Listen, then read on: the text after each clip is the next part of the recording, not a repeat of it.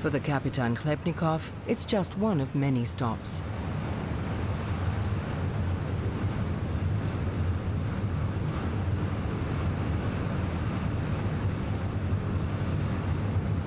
The expeditionary ship moors not far from the coastline.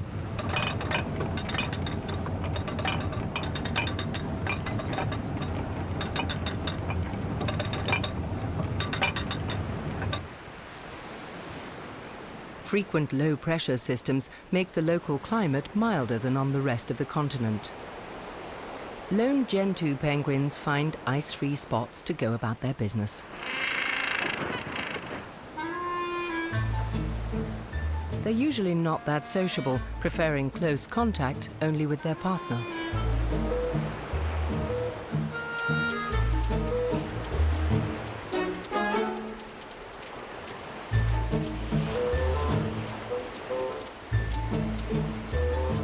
If both of them like the look of a place, that will be their nesting site.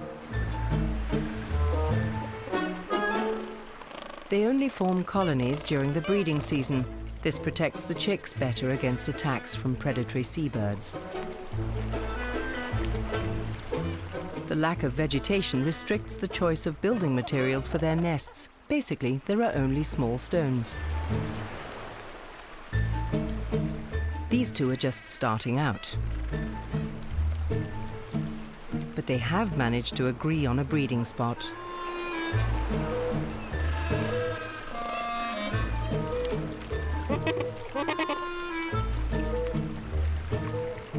Mating is just taking a little longer.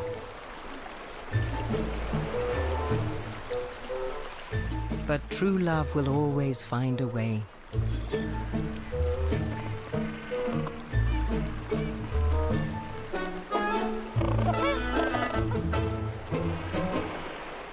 Others are already incubating their eggs.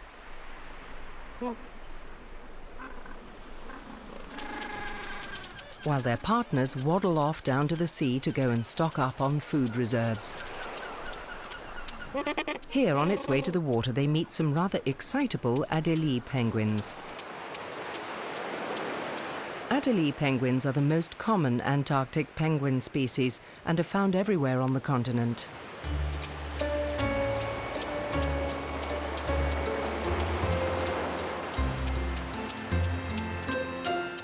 They're surprisingly agile walkers on land. Around 2.5 kilometers an hour is quite a pace for their little webbed feet.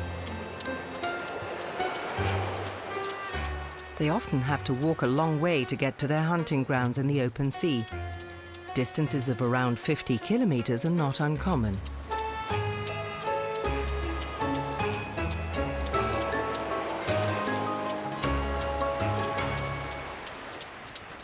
To make their dangerous dive into the water, they usually gather at places where the sea is rough.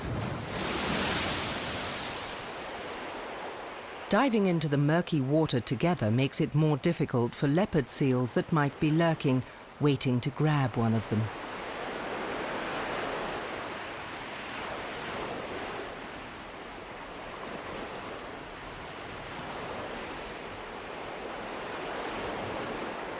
Like all penguins, on land they appear to be quite clumsy. Their streamlined bodies are best suited to a life in the water.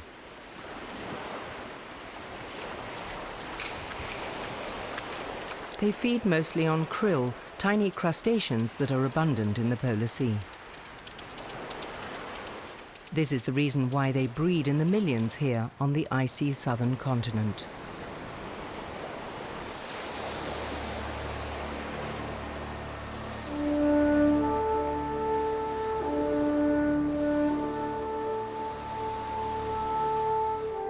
The Antarctic Peninsula is still the warmest place. In summer, temperatures can reach above freezing, melting the ice and creating bizarre formations. Sometimes a gigantic table iceberg gets stranded near the coast.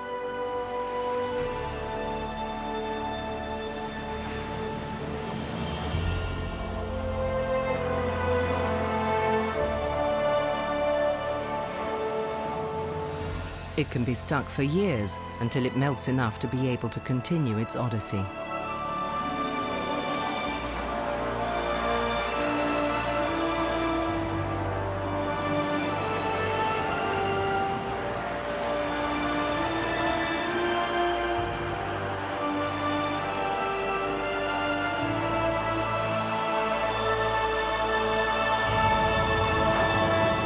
Only icebreakers dare advance through the pack ice. So for most ships, the Antarctic Peninsula is their last port of call.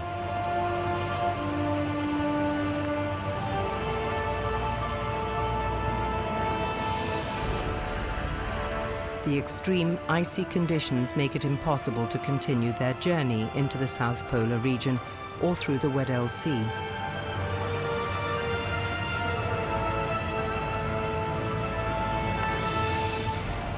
Even in the summer months, the ice prevents any headway being made in many places.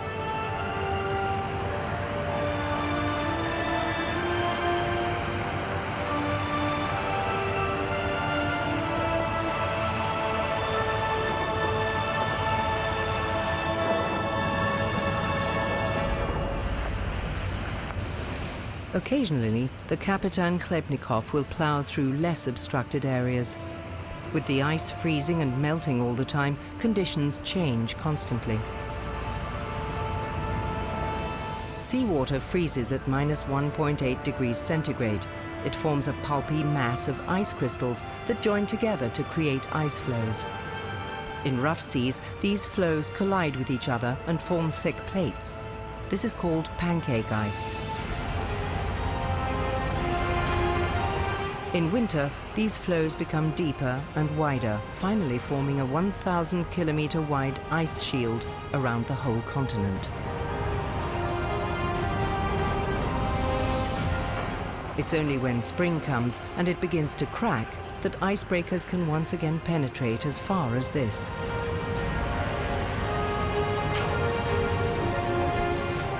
Until then, around 20 million square kilometers of solid ice separates the continent from the rest of the world.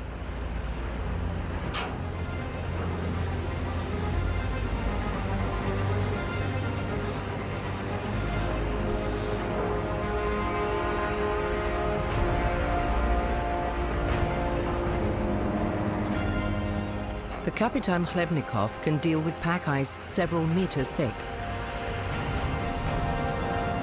But traveling through extensive sheets of ice is risky.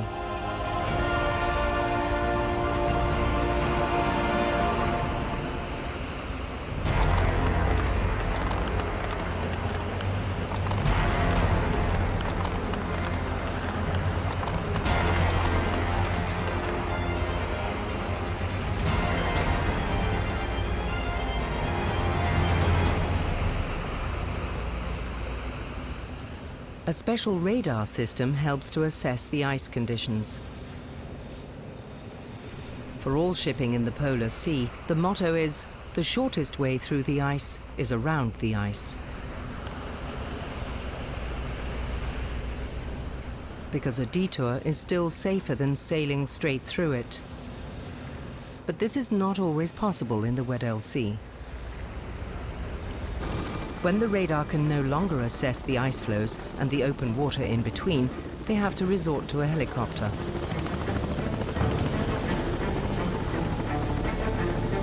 On reconnaissance flights, they map out the best path through the icy labyrinth.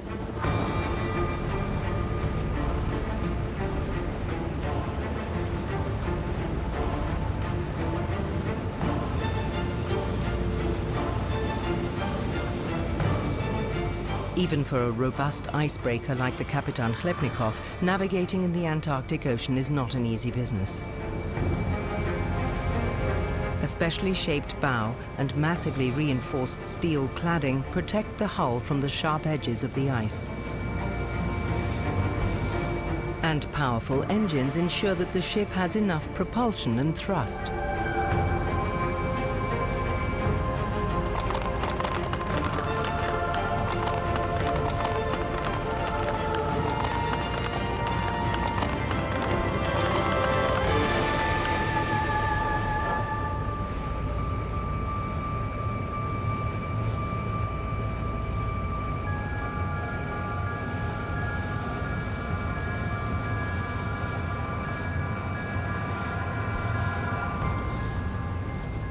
At last, the Kapitan Chlebnikov reaches open water again and can make headway. The days are getting longer, which is helpful when plotting a course through the pack ice.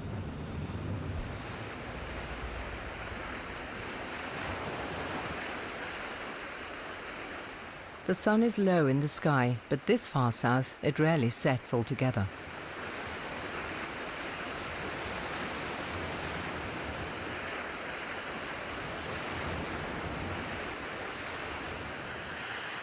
The Weddell Sea is famously known as the iceberg factory. Gigantic chunks keep breaking off the ice shelf and drifting north.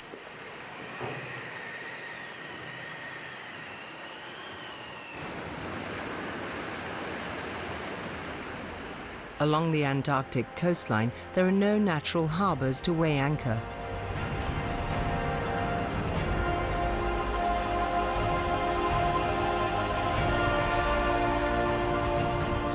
The only option is to park in the ice.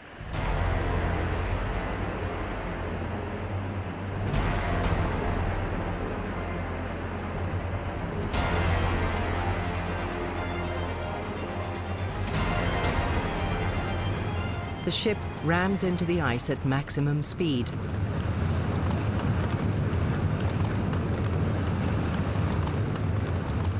Until it's forced to a standstill in the middle of a blindingly white ice desert stretching 2,000 kilometers to the south.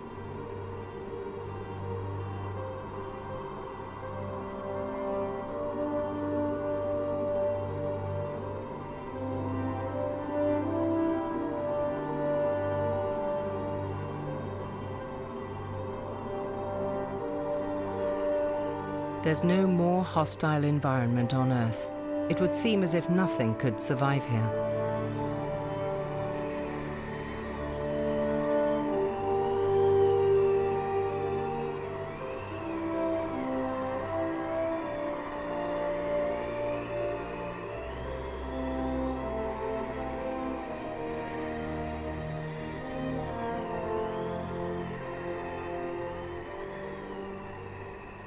The Kapitan Chlepnikov can take a rest.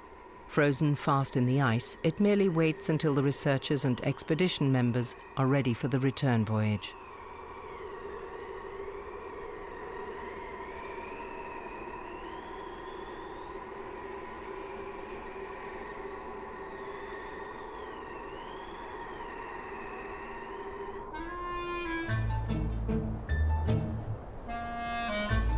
Despite the adverse conditions, this place is home to the emperor penguin.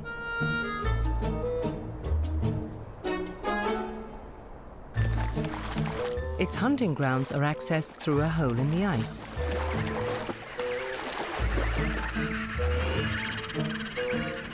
These penguins have caught their fill and are now heading back to their colony.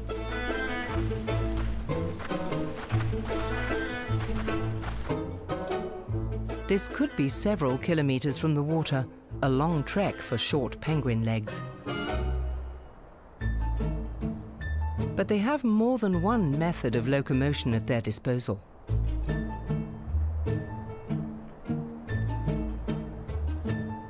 Their smooth, oiled feathers make it easy for them to slide across the icy surface beneath them.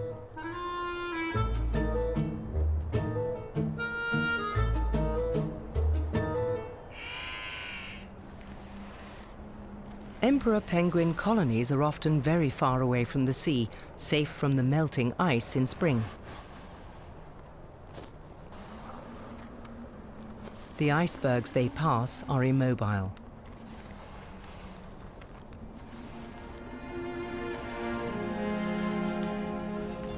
Frozen prisoners of the white Antarctic wasteland.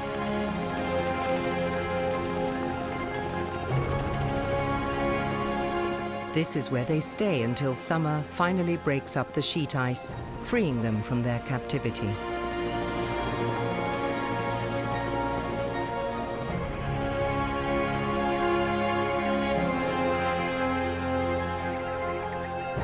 Wind and weather create bizarre formations.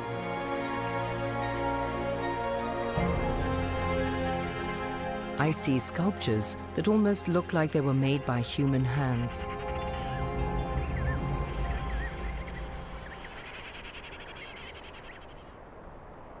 It's hard to believe that this barren landscape could harbour any life at all. But actually, it's one of the biggest nurseries in the world.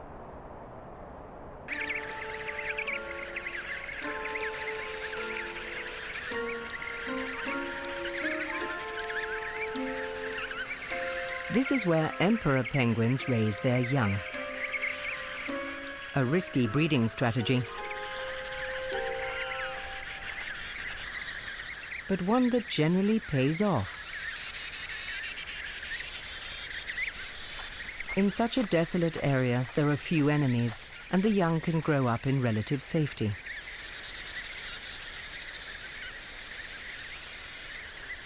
But like any other chicks, they're permanently hungry.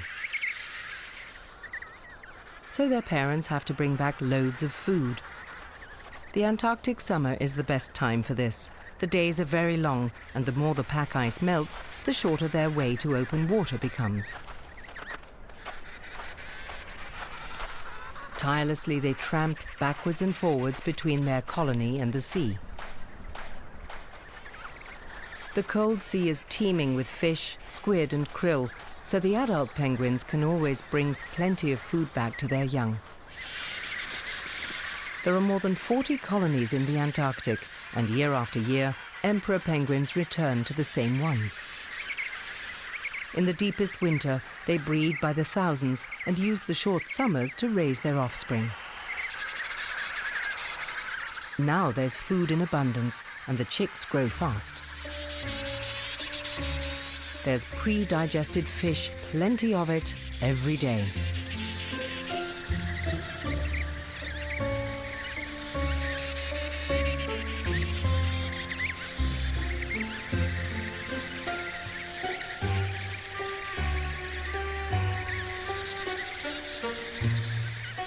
Their fluffy down plumage give the chicks excellent protection against the cold.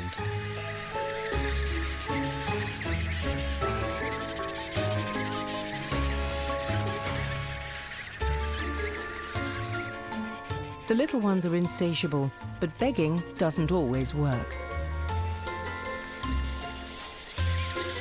When the supplies in the parent's stomach have been eaten, they have to set off again to get more food.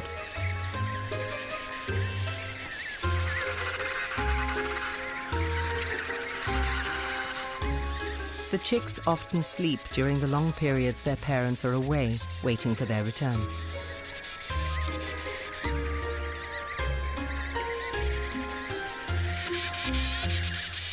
Emperor penguins are the only animals that spend most of their lives in the Antarctic.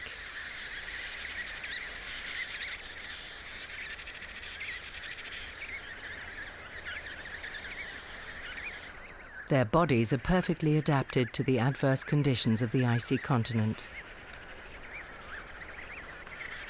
It's their plumage above all else that protects them from the cold. A base layer of warm down is covered by a closely growing layer of short feathers.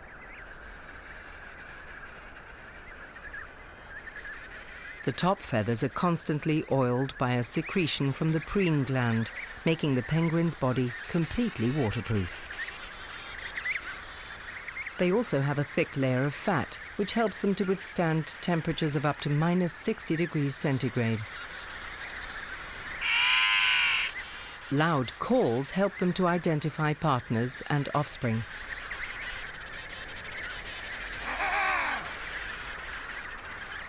Emperor penguins are the largest of the penguin species. They can reach up to 1.30 meters in height and weigh around 38 kilograms. In winter, they can lose up to 40% of their body weight. Now, during the summer months, they stock up again. When both parents are away at the same time foraging for food, the young gather together in nurseries. They're constantly supervised and guarded by adult birds. Occasionally, danger can threaten in the form of seagulls and giant petrels. They're safer when they're in groups. A lost chick might not be able to find its parents again. If that happens, then the chick will starve.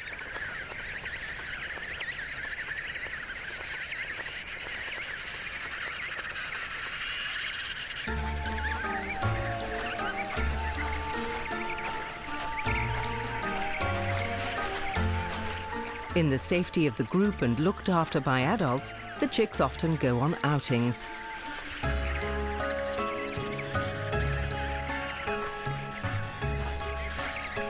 Here and there, the walking party is joined by others keen on a stroll.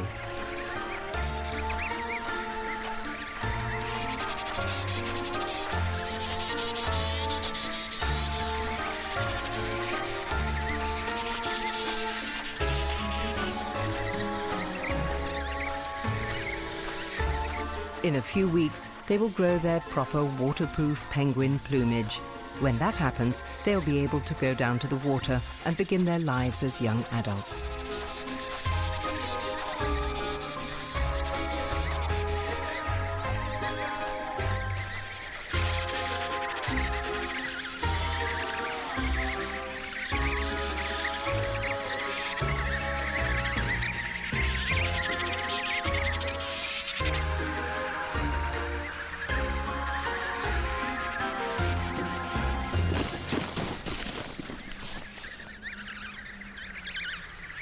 The chicks are always looked after by both parents.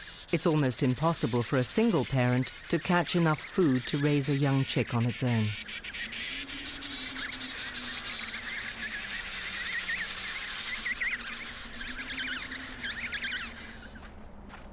When the temperature reaches -20 degrees, it gets too warm for the penguins. This results in the colonies spreading out.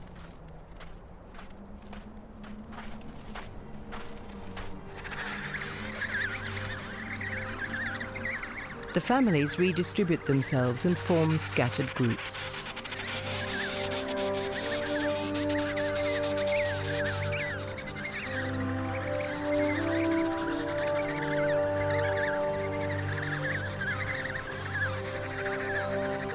The fishing forays that would take months in the winter now take just a day or so.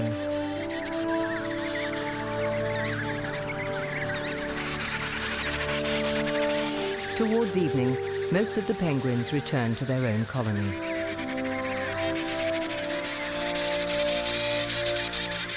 There they will spend the short Antarctic summer nights in the safety of their own family.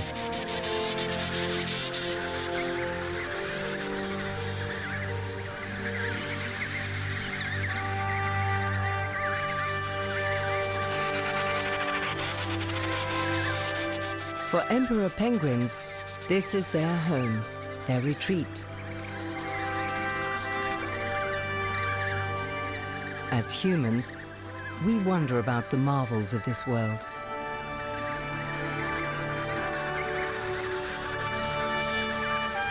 Only a few of us ever have access to it and return to tell its tales.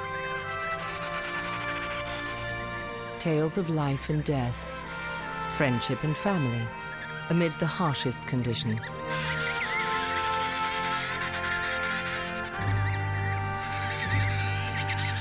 Tales of Antarctica, from the end of the world.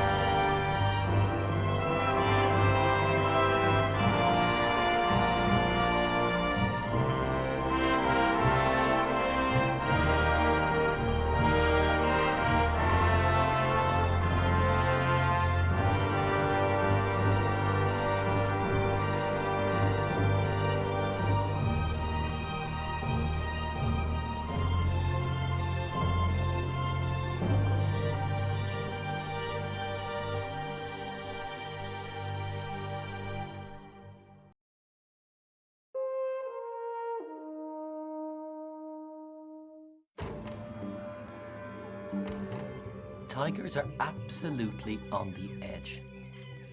I know it's a cliche. If tigers ever do disappear, that's it. They'll never come back. These, without doubt, could be the last of their kind. I was sent here as a budding wildlife cameraman, and this was my first real break. Go out there, find a tiger, and get your story. Broken Tail was just special. He was adventurous, exuberant, kind of full of life, charismatic, arrogant, totally fearless. Broken Tail was always the ringleader. You felt like one day he was going to dominate that area. Sadly, it wasn't to be the case. Something happened after that. We don't know what. Broken Tail was gone, and I never saw him again. I remember distinctly the last time I saw him. We started hearing the alarm calls. You thought, he's coming, he's coming, he's coming. Broken Tail came around the corner, and he came walking directly towards me. And I just kept rolling and rolling and rolling, and he looked as good as he had ever looked. Big, powerful, relaxed and arrogant and confident.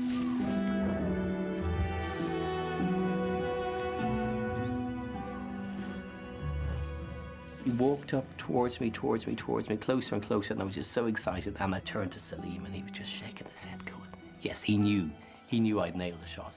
And then I turned to look back. Broken Tail was gone. And I never saw him again.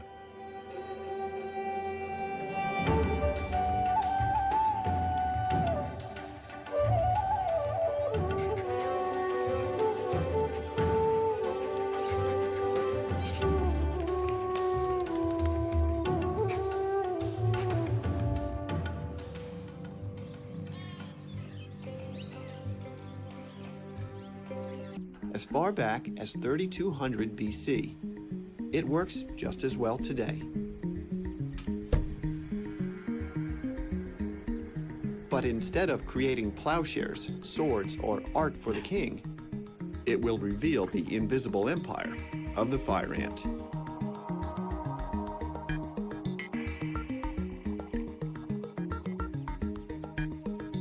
A small hole is made in the center of the mound, carefully exposing some larger tunnels down into the nest. Several pounds of molten wax are carefully poured into the hole. The liquid quickly flows to the farthest reaches, instantly entombing the occupants. In the fire ant business, talcum powder is like kryptonite. It clogs up and dries out the tiny hairs on an ant's feet. If they can't climb you, they can't sting you. The nest is dug from the ground. It will take hours of painstaking work to clean away the dirt and roots.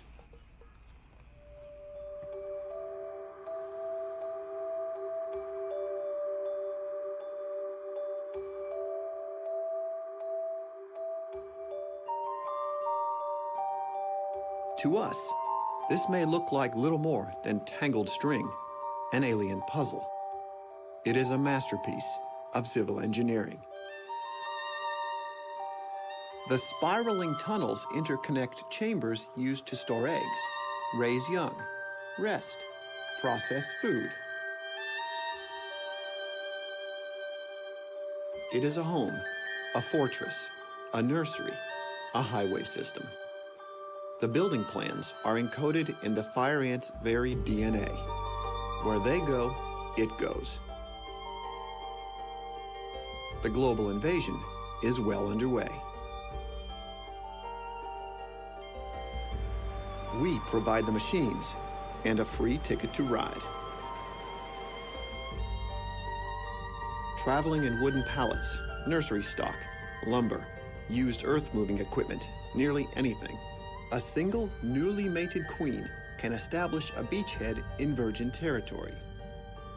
Fire ants have been found in the Caribbean, New Zealand, Australia, Taiwan, China, Macau, at least 11 countries. no one knows the full potential range of Invicta. But studies of climate and water availability indicate that as much as 50% of the Earth's surface is habitable by the ants.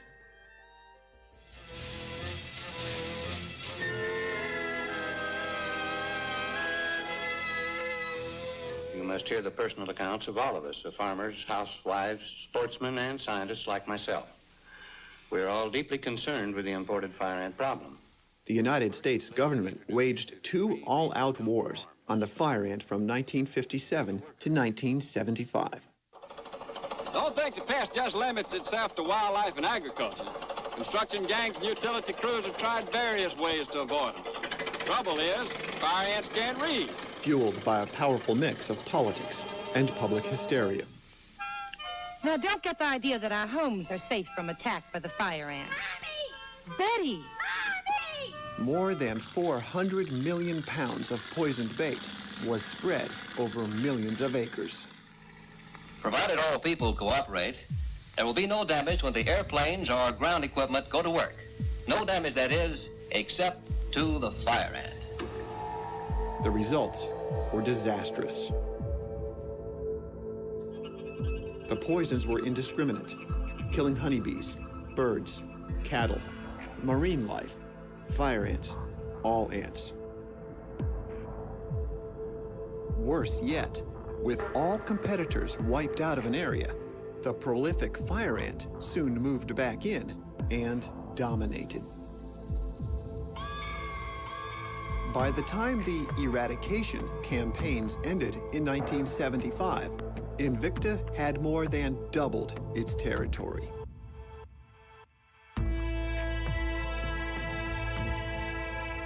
The staggering amounts of poison had only strengthened the fire ant's iron grip on the United States. As Invicta began invading other countries, the question became, where are they coming from? The United States or South America? Or could the ants be jumping from country to country with global trade goods? Knowing the ants' travel route could help authorities stop or at least slow their march into new territory. The answer was locked away inside the ants themselves. Dr. Dwayne Shoemaker was determined to wrest it from them, one ant at a time. Shoemaker and his team gathered ants from the newly invaded territories, ground them up, and extracted their DNA. Specific markers in the ants' genes would identify which colonies, which queens, had produced the fire ants turning up overseas.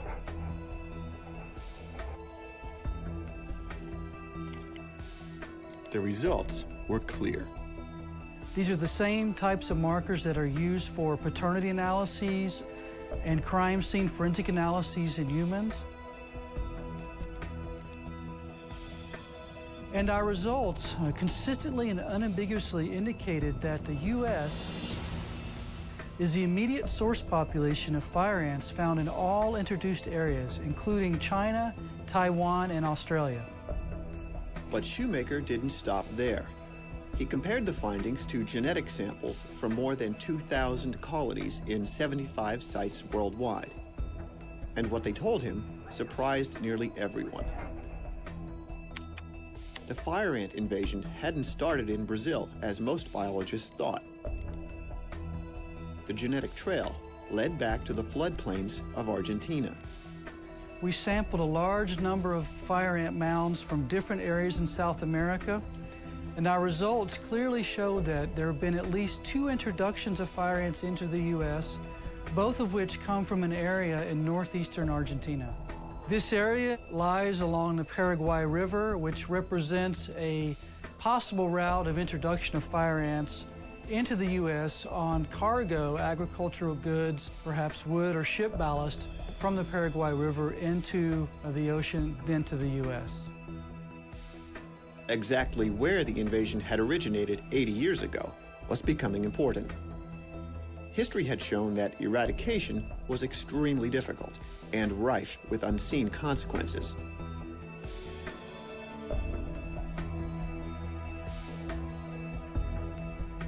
Dr. Sanford Porter had long since decided it was time to put down the hammer and look for a new tool.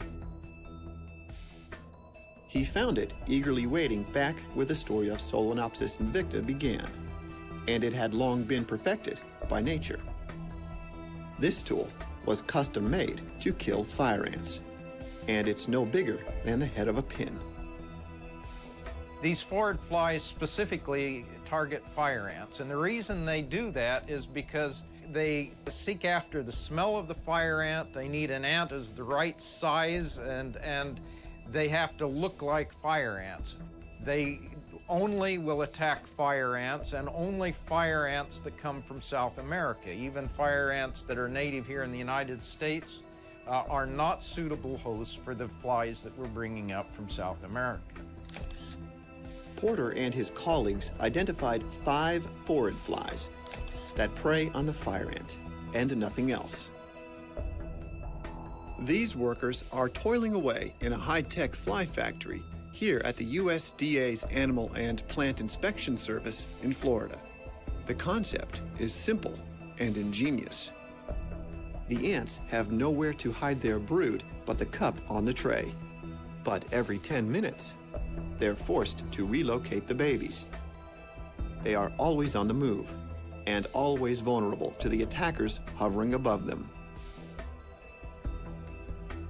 Where humans carpet-bombed the fire ant with poison, the forward fly prefers a surgical strike, literally. The flies are drawn to ant mounds by their pheromones. The ants sense the danger and release more pheromones, gathering more flies. It's as if the ants are calling in an airstrike on their own colony. If fire ants have nightmares, they look like this. The business end of a forward fly.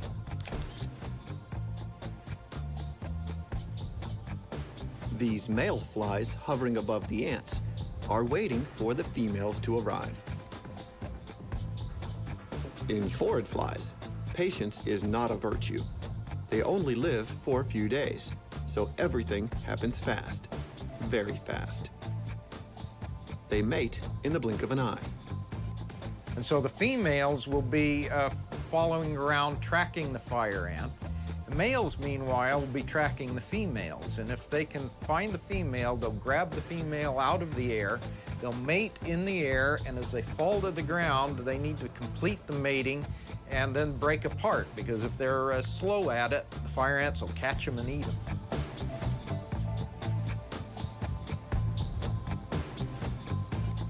We have several dozen species of these flies, but each of these species of flies has an ovipositor that fits into some part of the ant like a lock and a key. And in each of these ovipositors, when the fly flies in, she'll latch onto the fire ant in just the right spot. In a fraction of a second, she injects the egg into the body of the ant and then flies away.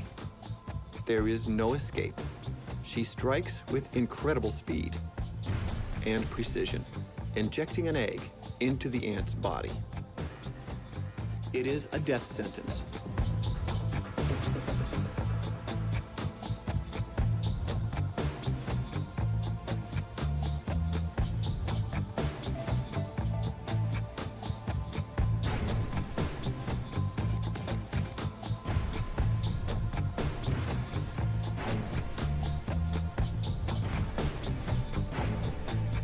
In days, the egg hatches, and a microscopic maggot crawls up into the ant's head.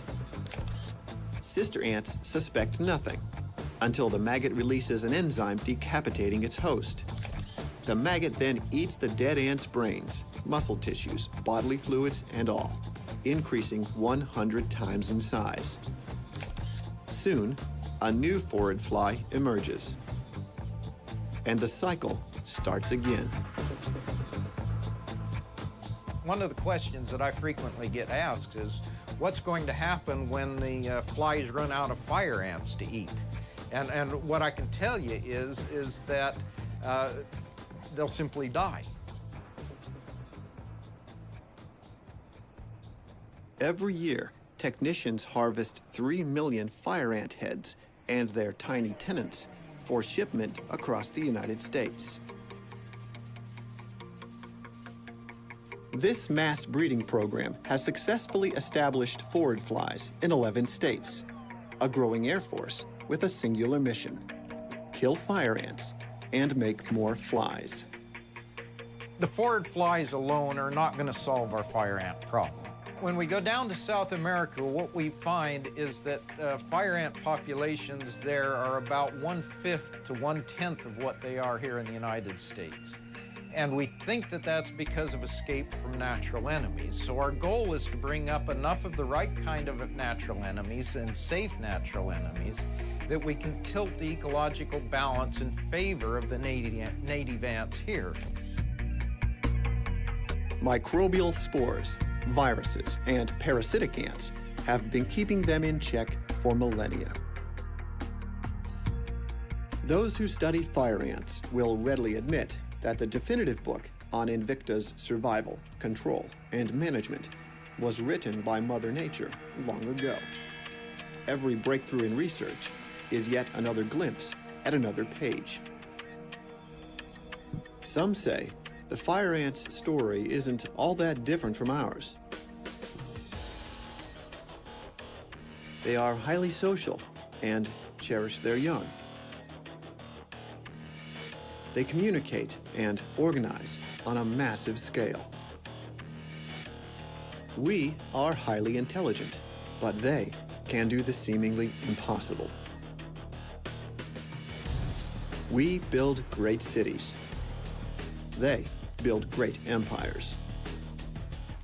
Fire ants are latecomers to global invasion, but they have never been defeated. It has also been said that if humanity destroys itself in a nuclear war, cockroaches will inherit the Earth. Probably not.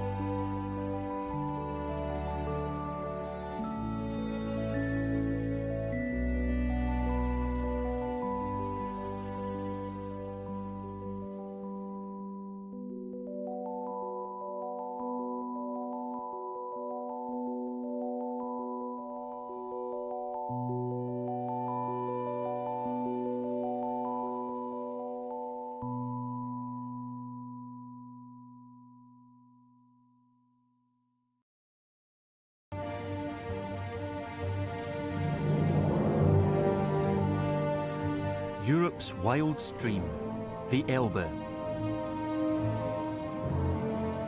From its source in the giant mountains to the Wadden Sea, 1,100 kilometers of nature. A river with many faces marked by constant change. Saxon Switzerland, a wilderness which has become extraordinary. The largest alluvial forest in Central Europe, as unique as its animal life. Across the Czech Republic and Germany, the Elbe flows through landscapes with an abundance of life, a variety hardly enjoyed by any other European river.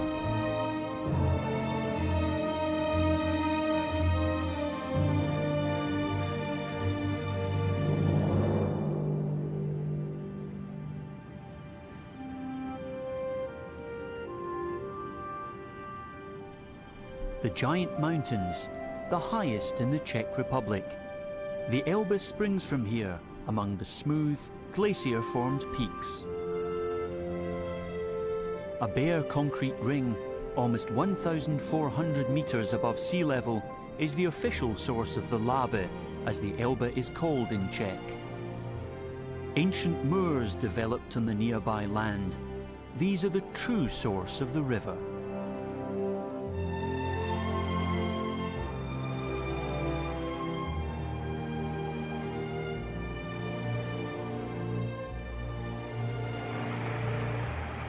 A mountain stream quickly developed, which after half a kilometre plummets down 40 metres as an impressive waterfall.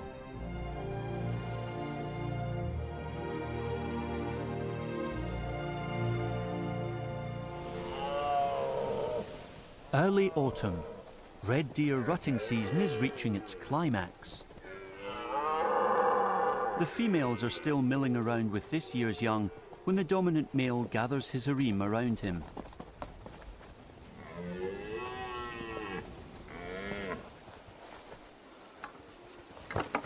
Some of the younger stags are already testing out their strength.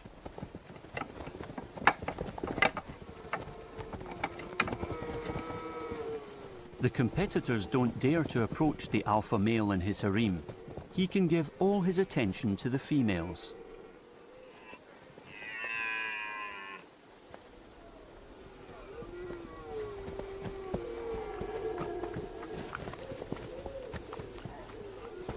Only when the females are ready can he breed with them.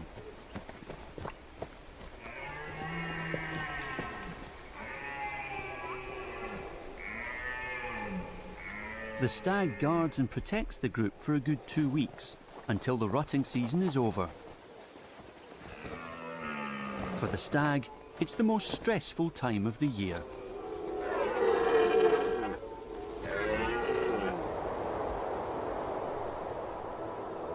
Since 1963, large parts of the giant mountains have been national park areas, and the realm of a capricious mountain spirit called Rubezahl.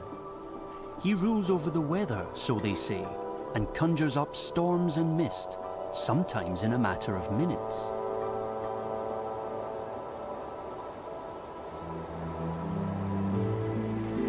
The rising Elbe drastically varies its character in the mountains, bubbling along in dry periods, then thundering down to the valley after rainfall. Even in high summer, the water never gets warmer than 8 degrees in the mountain stream. Good conditions for fish, who like it cool and oxygen-rich. Like the European bullhead, for example, so called due to its rather fierce appearance. In spawning season, the male builds a pit in the stony riverbed.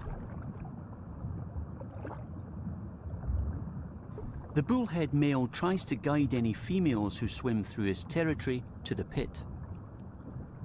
In successful cases, the female will lay her eggs there.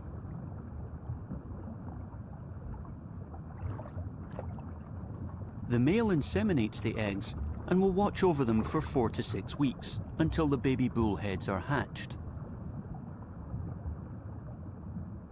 A caring father.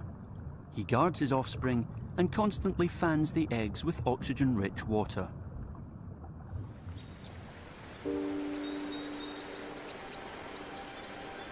At the foot of the giant mountains, deciduous trees line the Elbe's banks. In the past few centuries, beech trees and sycamores were extensively felled here. By today, however, the mountain woods have been reforested. The best conditions for a colourful autumn.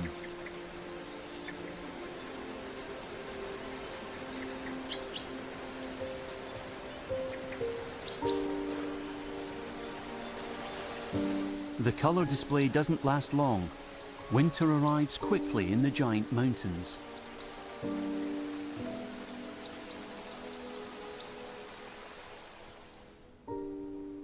For 5 to 6 months of the year, the mountains lie buried under a blanket of snow.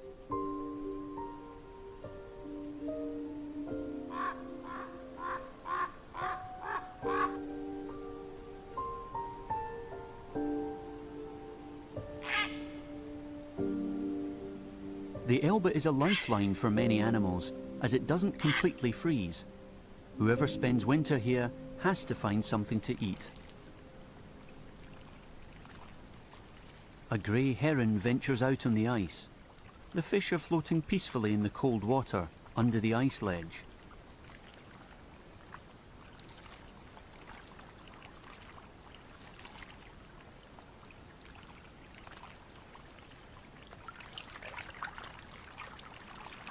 They also attract the otter. In winter, these agile hunters are often out and about in daytime. The otter has to enter the water to get to the fish.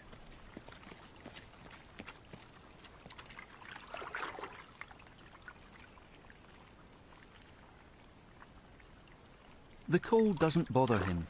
His extremely thick fur insulates and also prevents any drop of ice water getting to the skin.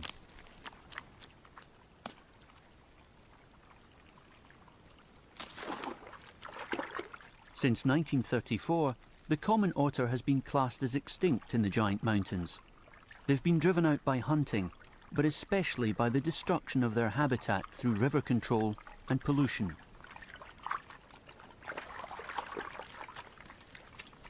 Thanks to conscious protection efforts, the otters have been returning since the 1990s.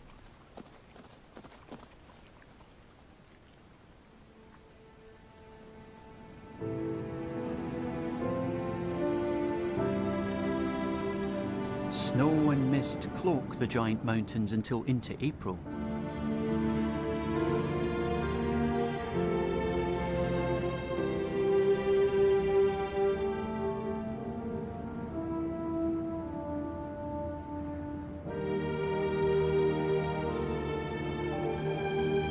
The first spring sun shines onto snowfields at the tree line, a stage for the performances of the black grouse.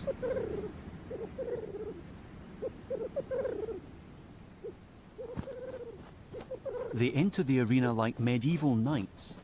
Rivals are presented with a show of splayed wings, fluffed up tail feathers, and bright red flecks above the eyes.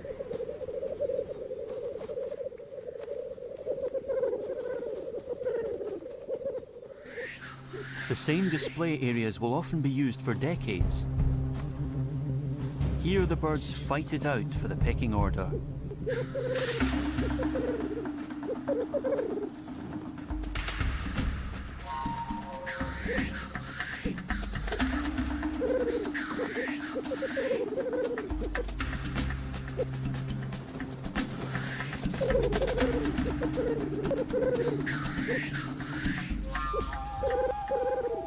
The females watch the spectacle from the trees.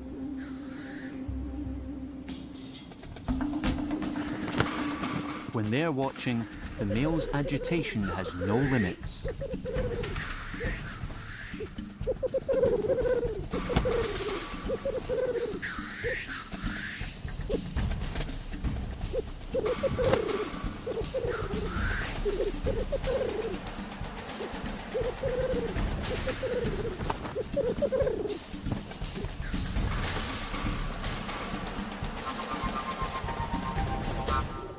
As if by a secret sign, the courtship battles are over at 8 a.m. Until dawn the next day.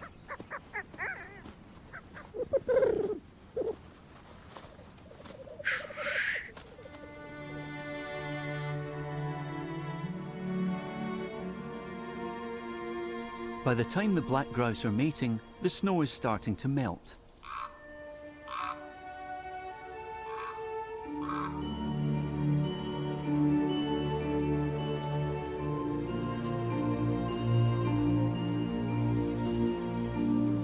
Spring is not far away.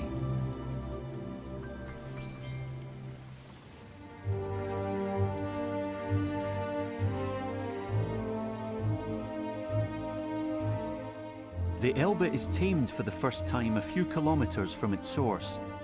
The dam at Spindlerov Mlin was established at the beginning of the 20th century to control the vast spring floodwater.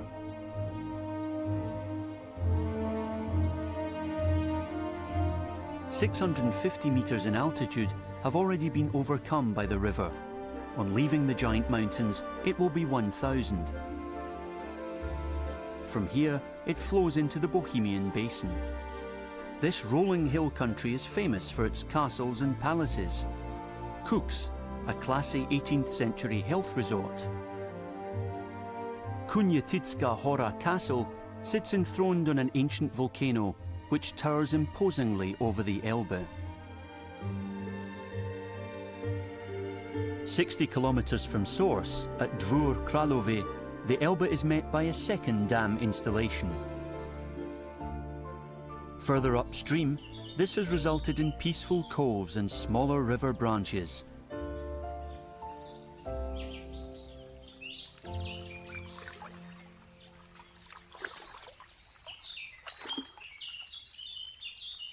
An ideal hunting ground for otters.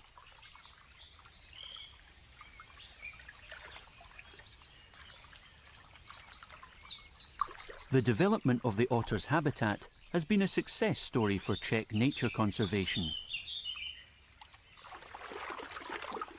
After the fall of the Iron Curtain in 1990, the water quality of the Elbe improved. Fish stocks recovered.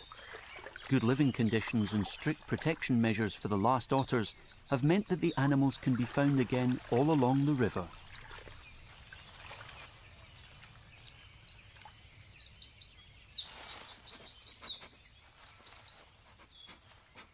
They're inquisitive, but also cautious and shy. Fish farmers and anglers don't like the competition that the otters represent.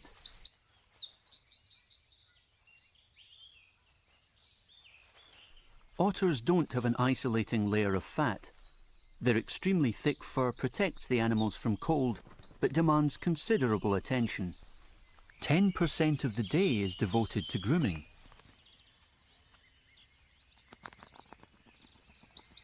Afterwards, the hunger can be sated.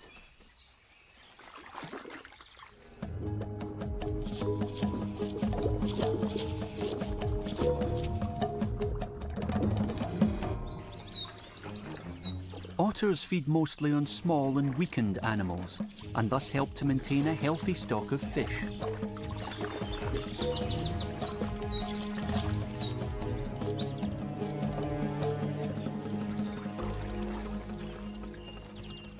They bring their prey to the riverbank. That way it can't escape again. Otters need around 1 kilo of food per day, mostly fish, but often also crayfish and amphibians.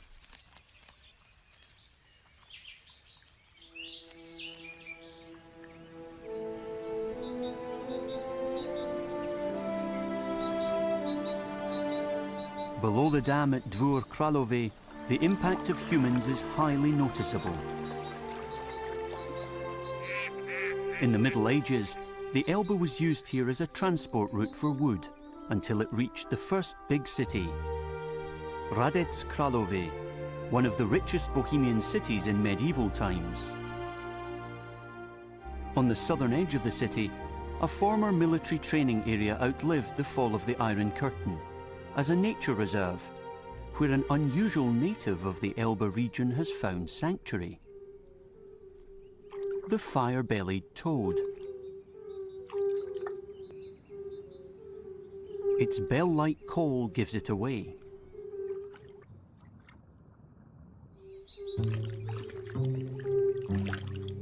If it can't disappear quickly enough, the fire-bellied toad has a trick up its sleeve. When danger looms, they turn their legs upwards and show part of their bright underbelly. The warning colours are meant to discourage enemies like the white stork from attacking. This time, it worked.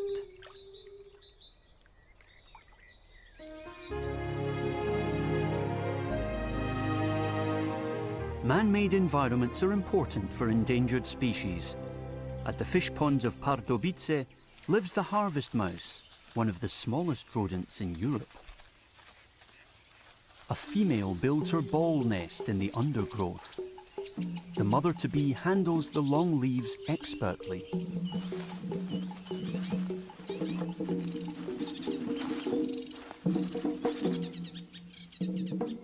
The harvest mouse works away in the future nursery for 2 to 8 days. She has to get on with it, as she's only pregnant for around 3 weeks.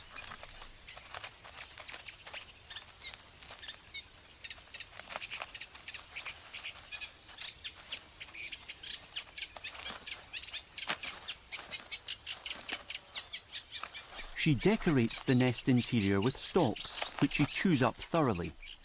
Harvest mice are scarce in the Czech Elbe. They lack ponds with natural banks and enough reeds, which the great crested grebe also likes. This couple has new offspring. They're fed with tiny grubs and even allow themselves to be lured into the water by them.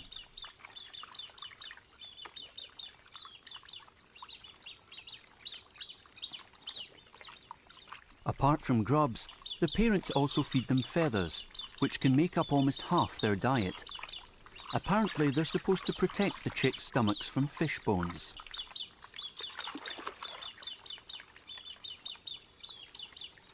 Using Mum and Dad as a raft is pretty nifty. You can travel safely across the lake, when you've found the entrance, that is.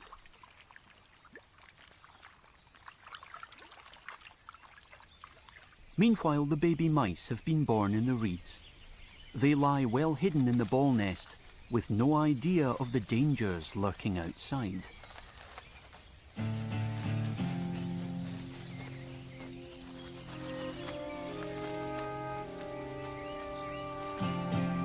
The fox appears to have noticed something.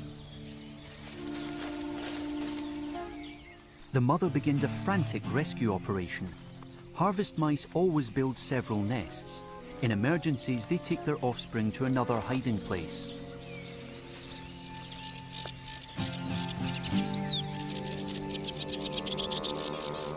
Every single baby mouse will be transported across the swaying escape route.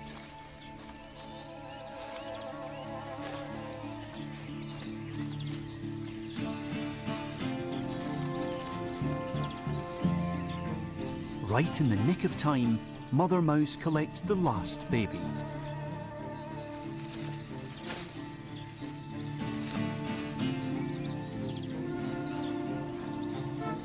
This time, the hunter leaves empty-handed. The mice are safe in their new den, while the fox has to seek his fortunes elsewhere.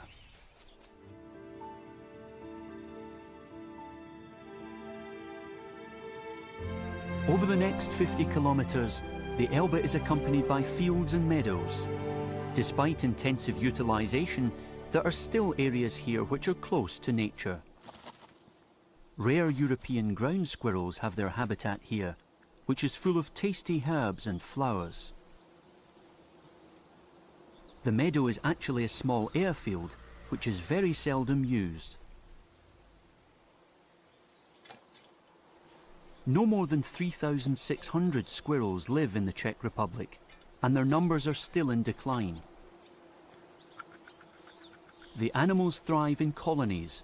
One always stands guard.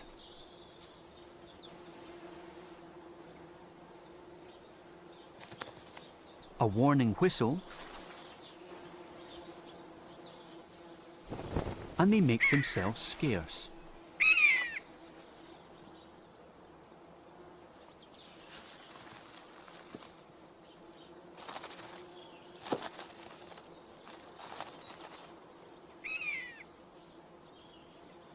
As soon as the danger has passed, it's back to the feasting.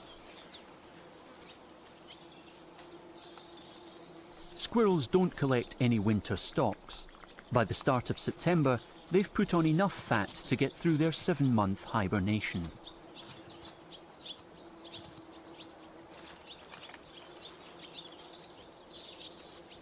Eating and sleeping.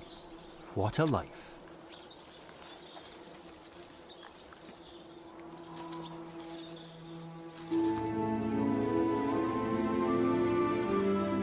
"80 kilometres further downstream, the Elbe reaches the city of Melnik.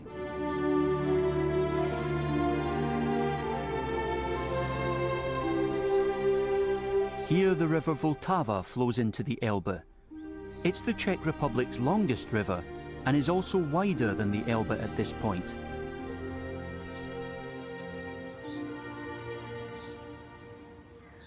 The slopes along the Elbe are fertile wine and fruit growing territory.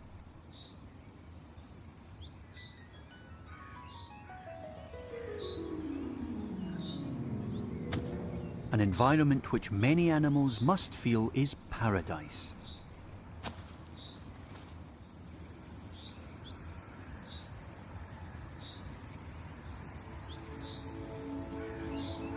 Dormice, for example, they sleep the days away in their tree holes.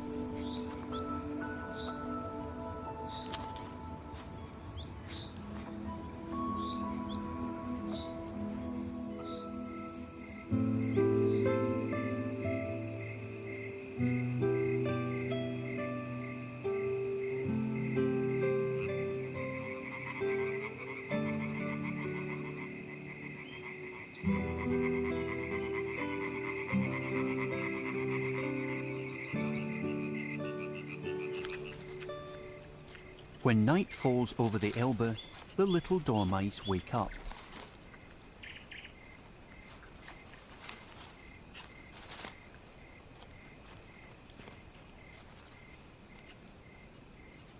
They're active for a good 4 months a year. Night after night, they're out in search of food.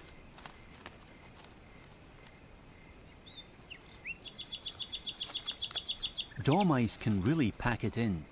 Scoffing a whole apple in a single night is no problem for them.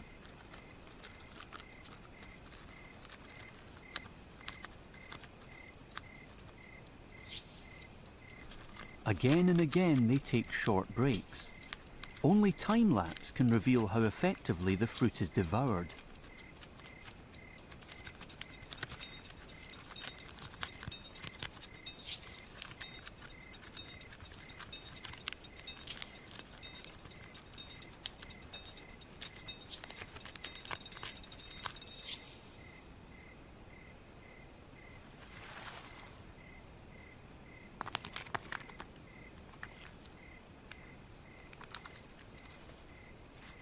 Dormice need a varied landscape with different types of tree.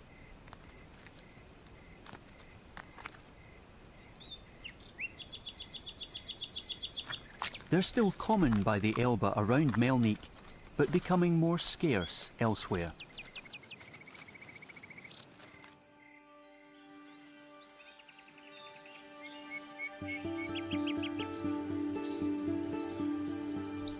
After Melnik, the Elbe leaves the flat plains of the Bohemian Basin.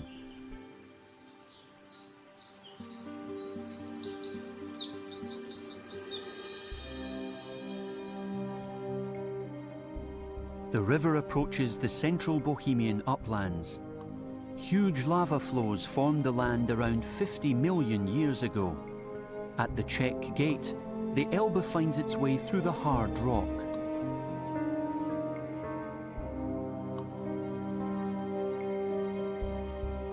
There are 24 dams on the Czech Elbe. Another one is planned just before the border with Germany at Děčín. Environmentalists are warning of the consequences. They fear that even more river control would lead to species extinction on the Elbe.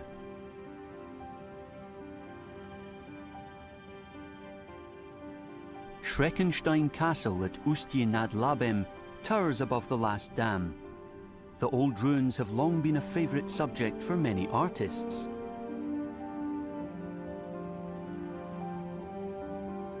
The same is true of Saxon Switzerland, on the other side of the border. The Elbe has reached Germany. Around 100 million years ago, this area was covered by a giant sea. The fossilised sand deposits were later cut through by the Elbe, flanked by typical table mountains.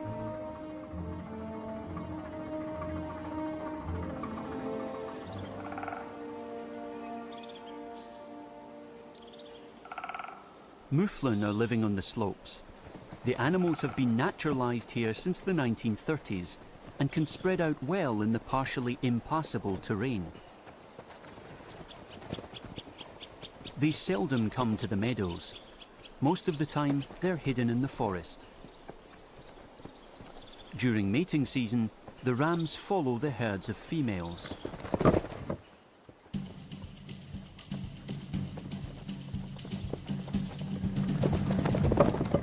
Time after time, the males fight bitterly for their place in the hierarchy.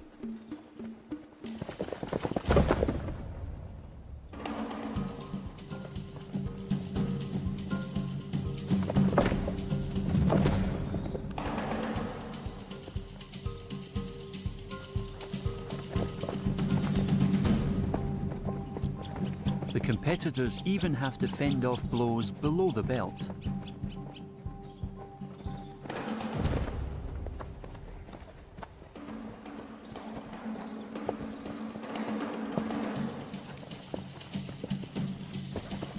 Only the strongest of them may breed.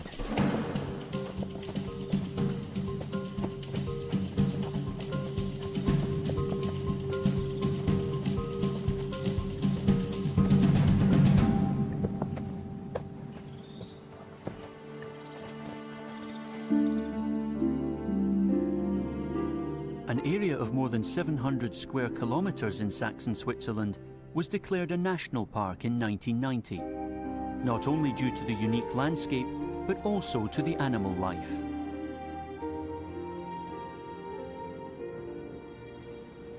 Black storks breed in the rocks here. The offspring are almost fully fledged and waiting for the next meal. There's not much to do apart from grooming, so let's go for it.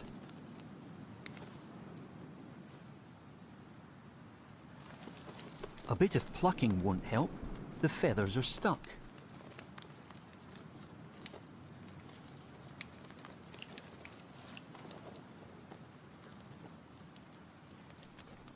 Oh well, no one's perfect.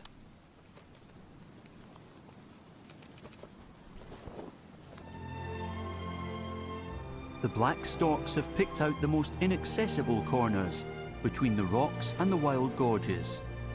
They share the extreme habitat with other rare birds, like peregrine falcons and pygmy owls.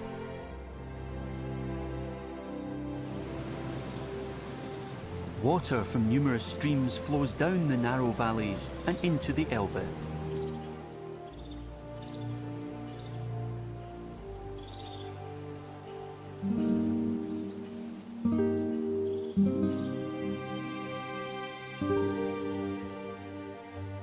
A few kilometers further on lies the capital of Saxony, Dresden.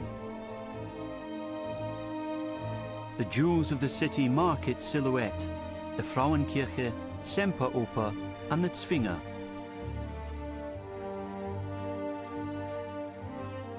At nightfall, the Florence of the Elbe exudes its very special charm, here halfway between source and estuary.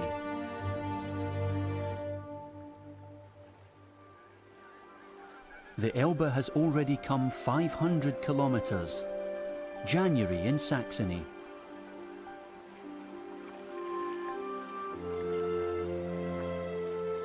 Hartenfels Castle is in hibernation.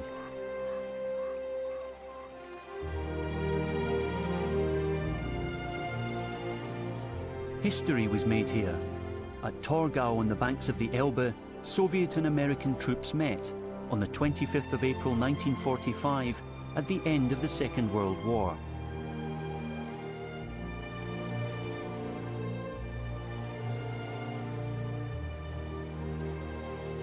Today, a fox and a vixen meet in the icy meadows. It's mating season. Hunger drove her from her den.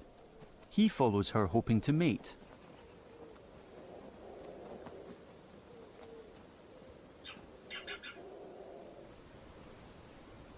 The vixen can only be impregnated for 2 to 3 days a year. He mustn't miss this window.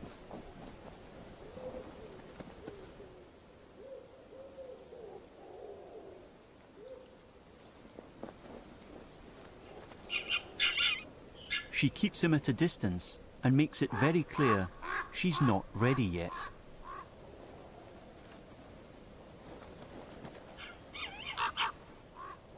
Shortly after Torgau, the UNESCO Biosphere Reserve Elbe River landscape begins.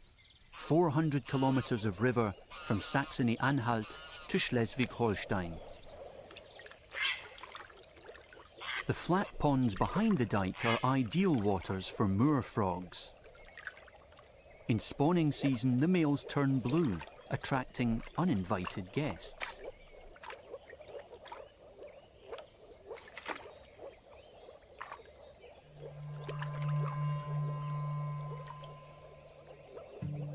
A grey heron on the search for prey.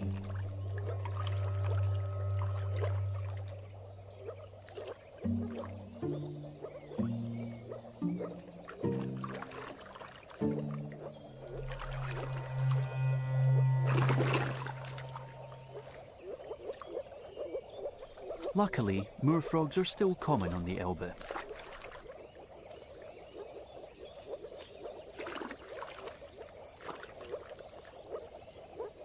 The males have good chances as soon as the females show up a bit later,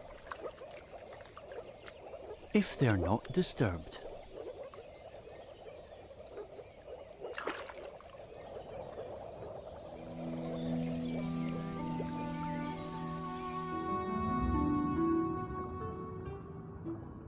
The short-term water surfaces are also used by fairy shrimps.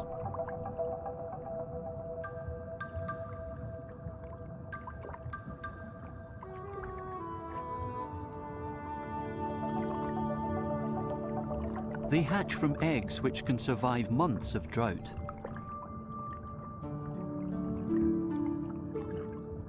Shrimps are back swimmers. Their 11 pairs of legs neatly stroke the water backwards, while simultaneously directing food particles to their mouths.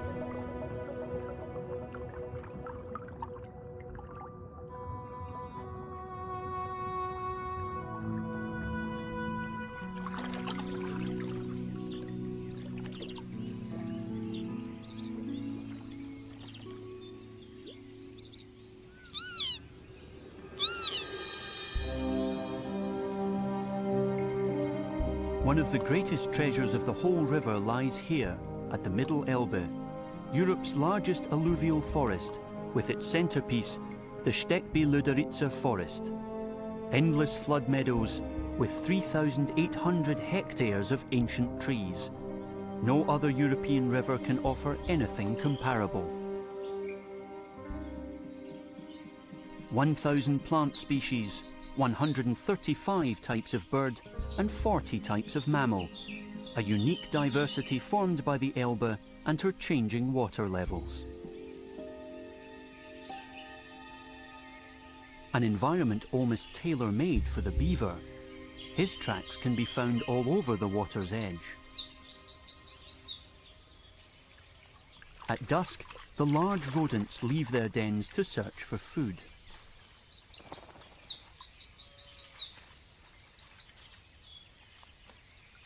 A beaver has to gnaw away 200 meters of fresh branches a night to be satisfied, preferably from in the water, so that the animal is safe from enemies.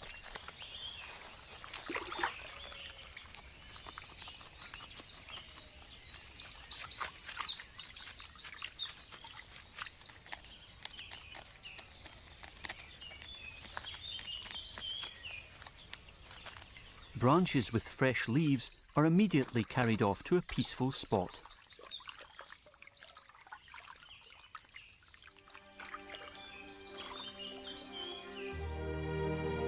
Further downstream, north of Magdeburg, the Elbe crosses the so-called Altmark region.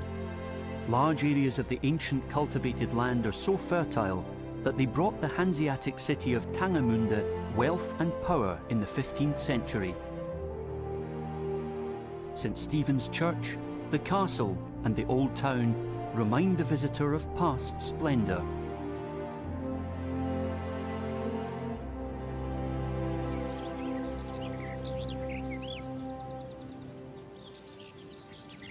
The forests of the Altmark attract animals which don't normally appear here.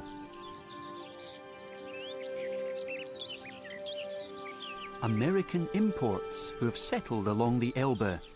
Raccoons.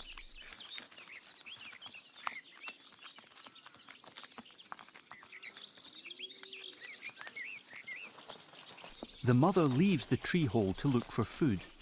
She leaves her offspring behind.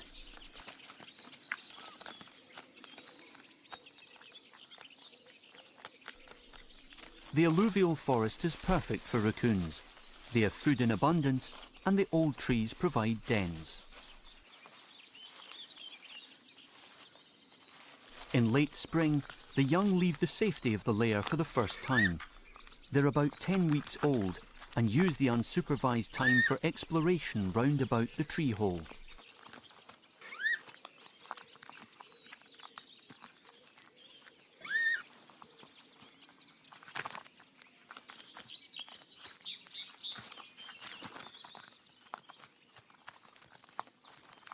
The young ones are in their element in the forest. There's a lot to learn. Raccoons are good climbers and investigate everything they encounter.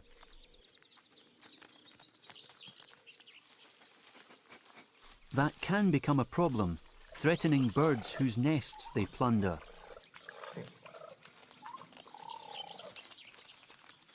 The young raccoons will spend the rest of the day sleeping in their den. The first adventure was exciting enough.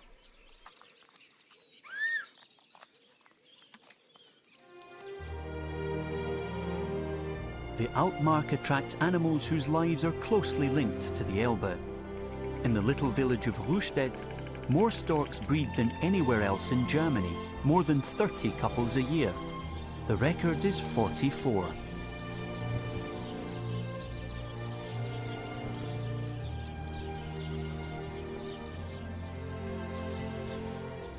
The sociable, outgoing birds don't have far to go from the rooftop breeding sites to the wet meadows where they pick around for food.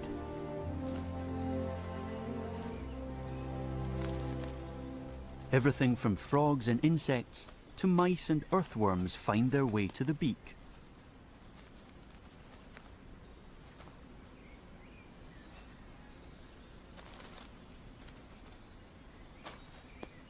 Breeding season is the hardest work for stork parents. Only very few of them manage to support 5 offspring for 2 months. Extreme high water helps them. They catch huge numbers of mice who've saved themselves from drowning on the meadows behind the dikes.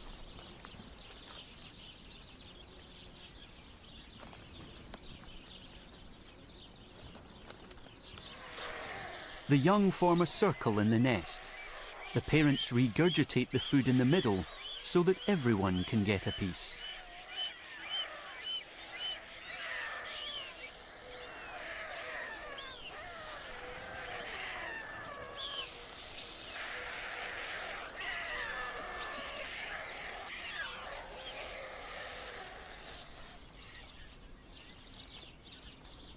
Whoever's had enough food can practice the second most important thing for a young stork. Oh, this one's Kurt bed like Judah, hot in the coupe and skirt. Am in the coupe like swerve. Damn, gotta have pop that perk. Good morning. Today is a wonderful day. Kurt bed like. That was really loud. Sorry.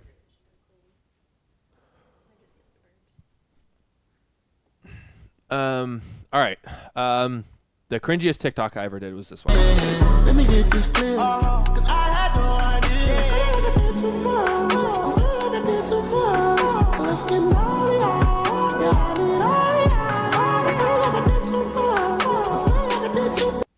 That was the cringiest TikTok I ever did. I wish it got deleted. I got 120K. So cringy. And I couldn't get that song stuck on my head at the time. So that's why I did it. I wish I didn't do it. So bad. Just singing into a camera is just weird.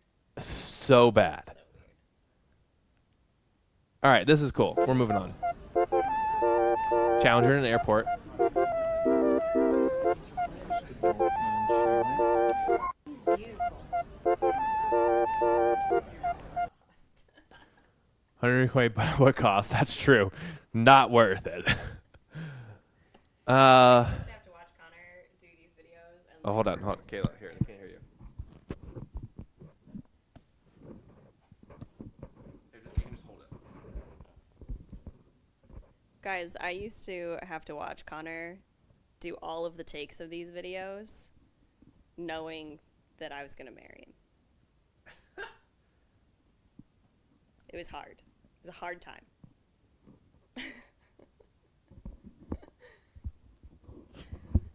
God, she would get so mad at me, like during my retakes. Sometimes some of these videos would take me so long to make. So this one almost hit a million views here. That's Widow. No, that's Abe. That's Widow. That's Abe. That's Widow. That is literally Abe. That is Widow. That is Abe. I have the video on my phone, Connor. It's Widow. Okay, maybe. Oh, I think Abe's a different one. Abe has a similar one, I think. Are you sure that's Widow? I am positive that Okay. it's Widow. Whatever. All right. Here's when it blew up and we got some cool recognition. And this is what got me invited to a conference to speak about TikToks to nonprofits right here. Making my way back home, been a long day. Time to see my fluffy dog. Making my way. This was the quickest, easiest video I ever made with the least amount of effort. One take. Challenger just had his wings spread. He doesn't normally do that shit.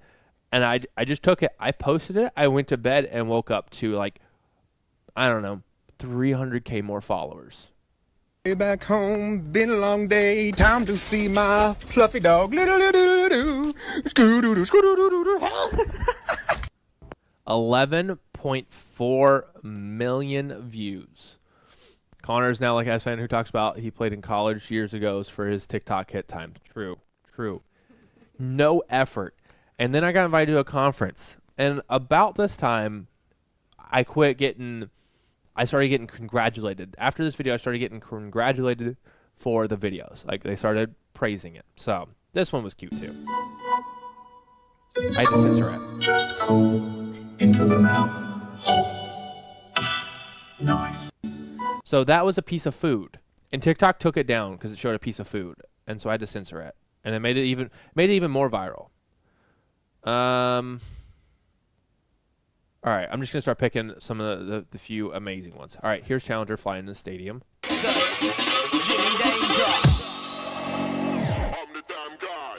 Oh,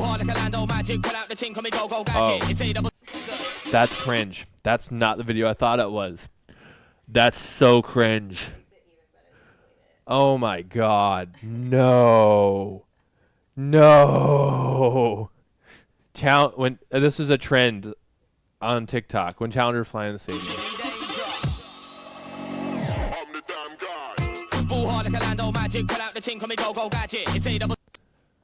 That was cringe. It's cringe. It's so cringe. I don't know. Yeah, so we just go in TSA to hang out. They loved us.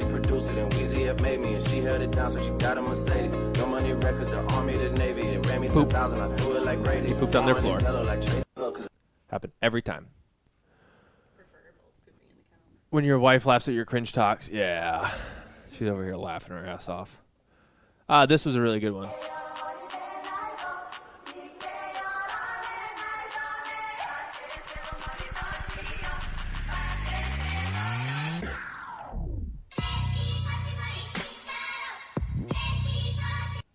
That's Kayla. Kayla was the only one that could train this owl. Screech owls are really hard to train, and she was able to get this screech owl out with Jess's on her hand. That is Kayla's hand, and train this bird. And the bird was at AF because, like, you see this up here on the eye, it's a detached retina. All these issues like tearing of the, I forget what part of the eye that's called, but it's tearing of that. So she was blind in this left eye. Kayla's the only one that could get this bird to trust her. And these guys are so hard to do that with. That's pretty good. They're very sensitive. 1.4 million views. This is another easy video. That's Widow. Yep.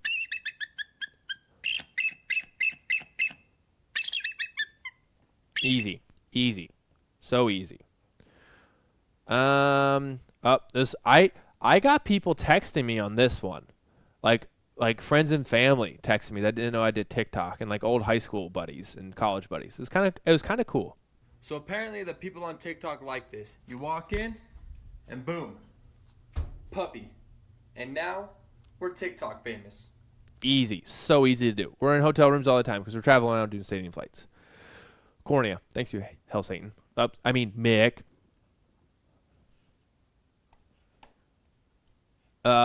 This was like our first travel style blog. That took way too much work. I don't ever want to do it again. So we're going to try a quick vlog of Challenger and how he travels. And yes, he is on the other bed in the hotel room with me. And we're going to step him up off his overnight perch. He makes a mess of his tarp. And we have a wonderful team here that helps take care of Challenger while he's on the road, picking up his feathers, cleaning up the tarp. He is in his travel carrier while we do the cleaning. And we're going to ask him to step up and then get a weight on him because we need to see how much he weighs every day to see how much food he's going to get. And today he is 30 grams. He's really good about getting on the scale. He's quite a pro. Then we're going to ask him to step up, put him back in his travel carrier, and go on for our events for the day. We had finished the night before doing some educational events, and now we are going to head over to the Capitol over in Washington, D.C., and we're going to get some photos with Kona.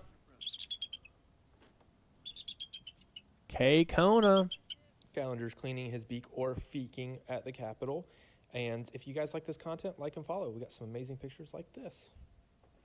So we're going to try Storm it. No virtual pop. You can't say it. I'm just kidding.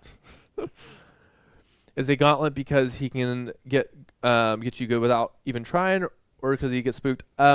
Mostly, like, just keeps our arm from getting scratched up. But it's a nice perch for him too. Like, it's better. It's easier for him to sit on that because like our skin moves back and forth a little bit, and they can't balance on that.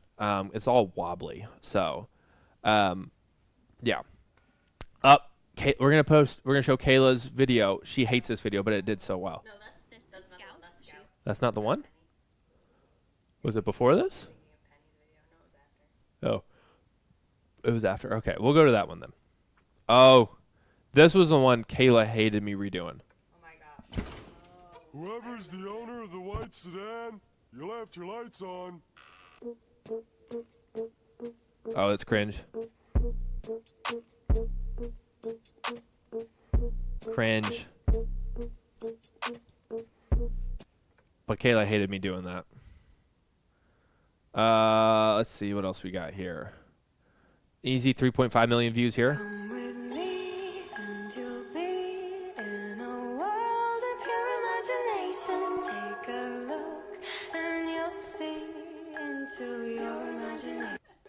That's a good one. That's a good one. Oh, the cringe is bad. Chat, the cringe, it's bad. Like, you want another cringe one? This one's kind of cringe. We want to give you guys some good news today. Challenger turned 31 today. Happy birthday, Challenger, on Earth Day of all days. And we threw him a special quarantine, social distancing birthday party. So if you're curious what a Bald Eagle birthday party looks like, check it out. Happy birthday to you. Come on, guys. Cringe. Happy birthday to you. Happy birthday, cringe. Dear Challenger. Happy birthday to you. So we have happy birthday. We all wish you many fish eating, paper shredding, wing flapping years to come. Happy, happy hatch day.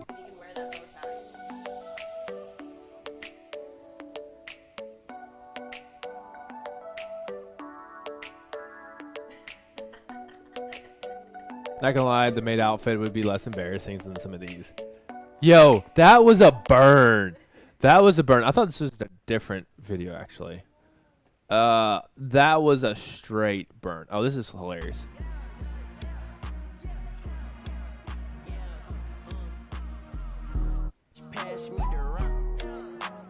Pass me the rock. You get it, chat?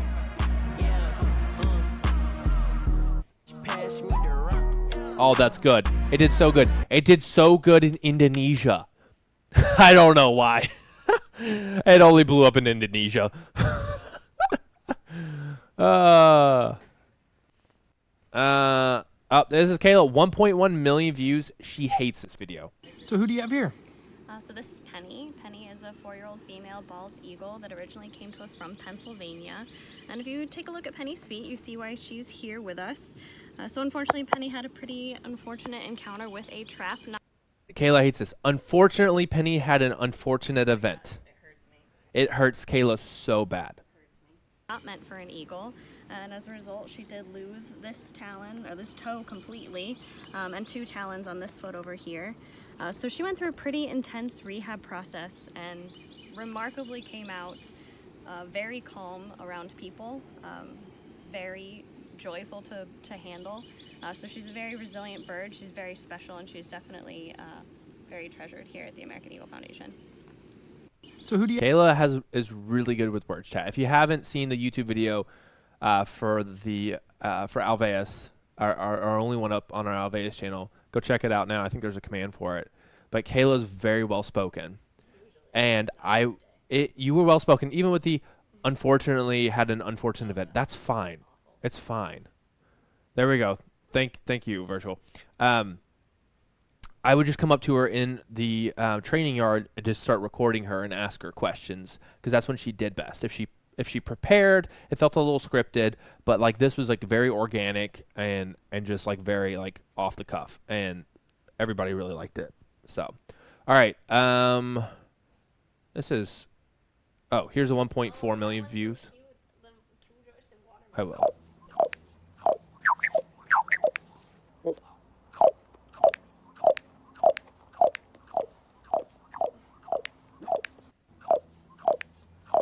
Wait, is this grinder sound? What? No, I don't think so. I wouldn't know. Cringe one? Hey, bro, is this you? Nah. he do look like me, don't he? I don't even know what this is, really. That was not terribly cringe. That was pretty well done. Here, Kayla wants to see this one. Black Vulture ASMR.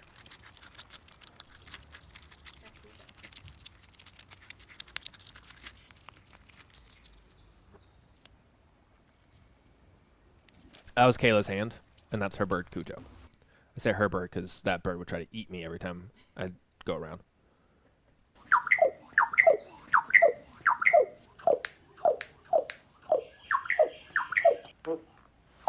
Crazy noises. Crazy noises. Okay. This one got 7.1 million views. Shit's good.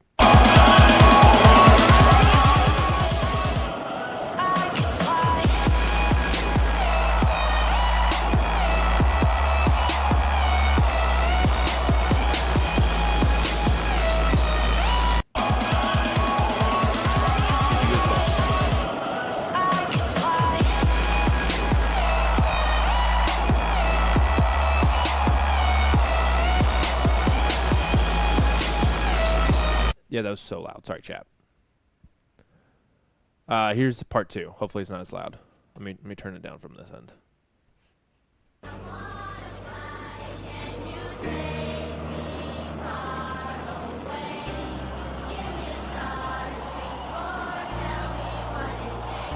Freedom, baby. K-Kona.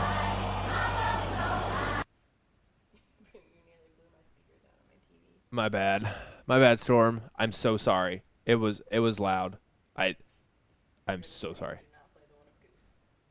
No, the goose one is awful. Yeah. This one's pretty cool.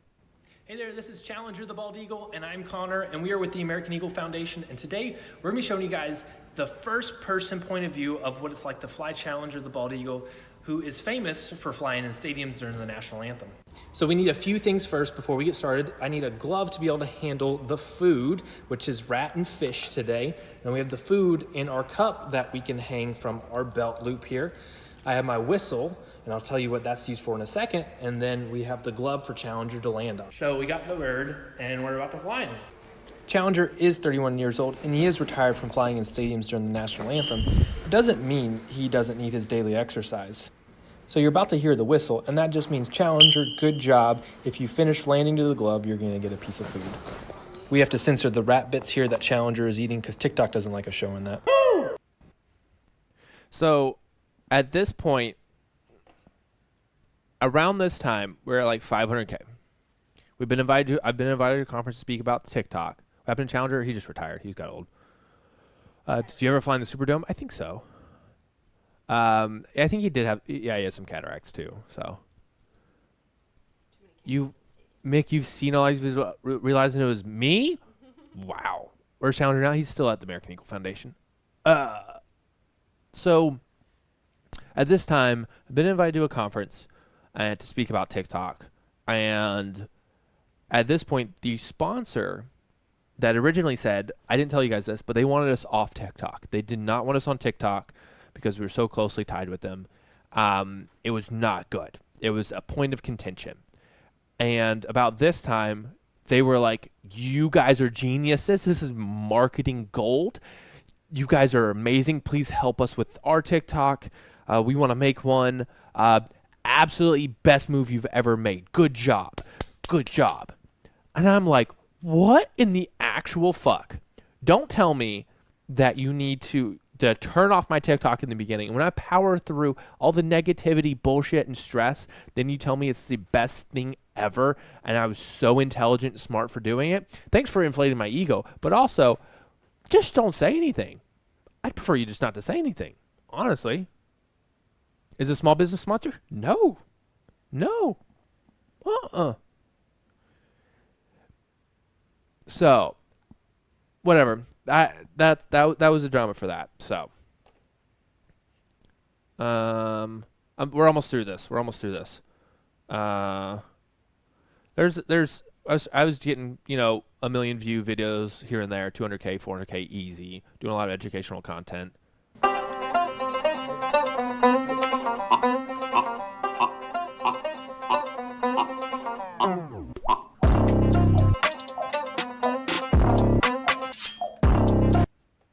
We built a whole studio there. Okay, where is... This one's pretty good.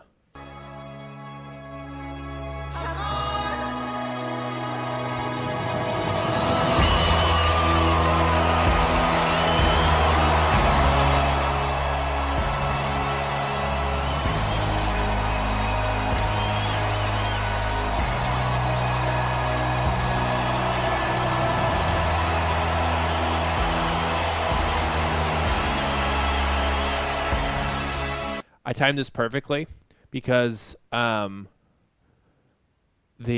was right. I knew what I was doing here. I had the content brain. The 2020 elections were about to happen up here. So I posted this October 13th. So 2020 elections were coming around the corner. People were so... They were crazy. They were crazy. They were like so stressed out with it. Everything around that. So I use this sound to be like, oh, I'm gonna bring out the K-Kona people. It's like nostalgic, like oh, football in America used to be. Oh, K-Kona, freedom. I feel it ringing inside me.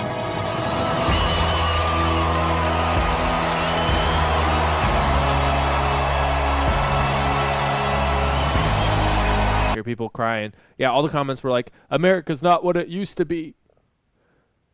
I'm an American. I don't like America. Very ashamed of this country and corrupt policies and politics. Yeah. But I got the views. I farmed the views. What was that? 6.1 million views. So I was responsible for Trump. Is that Lucas Oil? Yes, it was. It's 5 head. I'm not responsible for Trump. Let's see. There was... Oh, this one's hilarious. Back it up. Girl, wobble it, and I'ma gobble it. I say you're moving your head, go ahead and bobble it.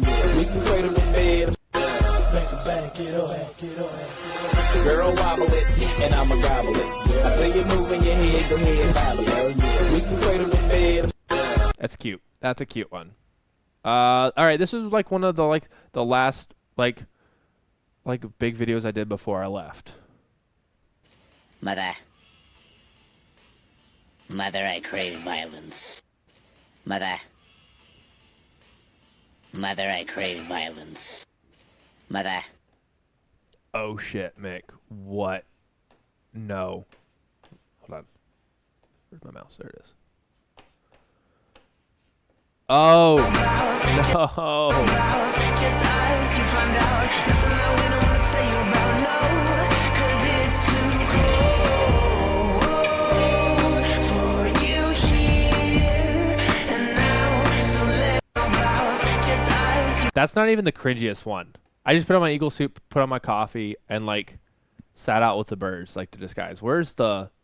There's one I went all out. Oh, this is cringe. This is cringe. Nobody's gonna know. Nobody's gonna know. They're gonna know. How would they know?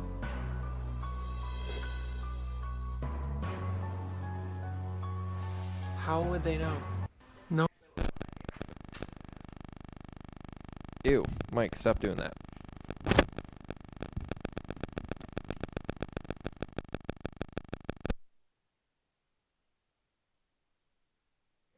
People Pug, wow. You just gifted 10 tier 1 subs. The 10 tier 1s! Thank you! Thank you! This was awful. Yeah, this is the eagle suit people wanted me to wear. I left it. It's amazing. Kayla's on there. She helped me film this, the entirety of the video. This is her filming. Nobody's gonna know. Nobody's gonna know. They're gonna know.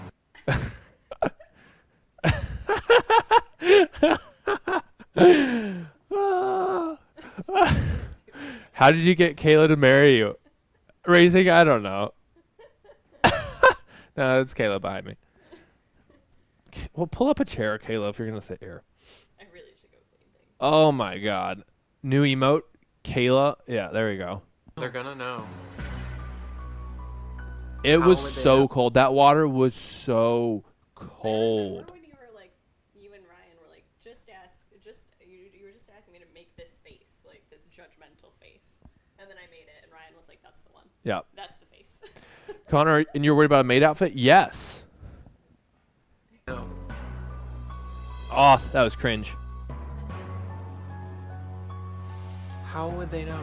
Oh. Nobody's. That was a little much.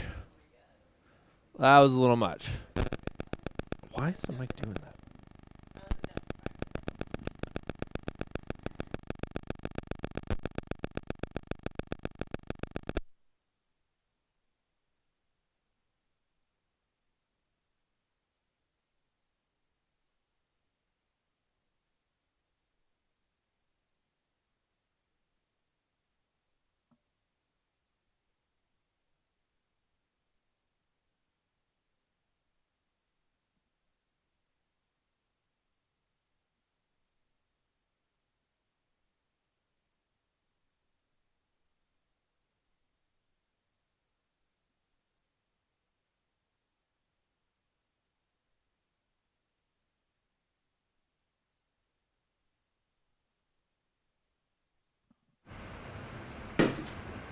Alright.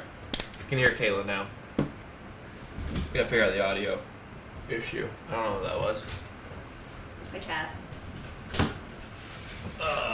It was cringe. I've done a lot of cringe things in my life, but TikTok's one of them. Yep. It's definitely one of them. A bald eagle might do okay in the heat here, for those of you wondering. Bald eagles are found all over the United States, and one of the states with the largest population of bald eagles is actually Florida, so they're found all over. The largest population is definitely Alaska, though. I think Wisconsin, Minnesota, and Florida are the next three, or at least they were as of a few years ago.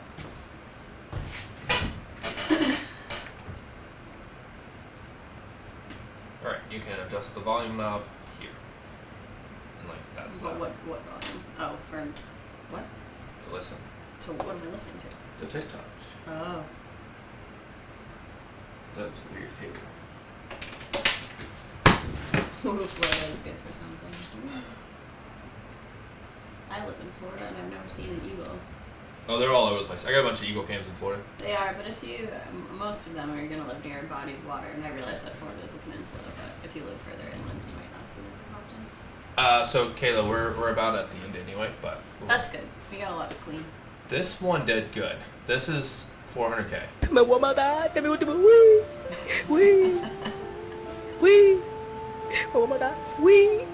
Wee! These are the Eagle cams I installed. Just little clips from them. Yeah, AEF has several 24/7 cams in Florida. I installed those. So many bald eagles on Long Island the past few years. Yep. Yeah, it took me a long time. I grew up in upstate New York, and it took like over 20 years to see my first bald eagle in upstate New York, but now they're definitely making me come back. I see them most times I go home. Without giving any private details, is Alveus in a healthy place financially? Yes. See all the time in Colorado. All the money I've spent on the projects over the past few weeks was paid for by this subathon, which is huge. But yeah, we're doing good. Yeah. Echo, hello. And then my last video before I left was this. Do this right, let's do this right, let's go to. This I feel like Friday nights. This I make you feel alive. Kayla. Feel like we in paradise, paradise. Do this right. Miss flying eagles. It was so much fun. Let's see if there's any other good ones. Oh, this is kind of funny. A lot of people are fed up with politics. Challenger here is no exception, except he has been fed up with politics for a very long time, so much so that he showed his frustration and bit a former president. Bill. So the Challenger said enough is enough, and he's going to run for president. By purchasing a Challenger shirt, you're casting... Yeah, that's a promo. That's a good promo. Look at that ad. That's a good ad. That's a good ad. He built Bill Clinton. Must be a Hassan watcher. Lol. Oh, you gotta show the Ruby one. I did. We can do it. Yeah, under an hour, chat. Under an hour till Subathon's over. This serotonin boost is pretty good. Oh my god, I totally bought it.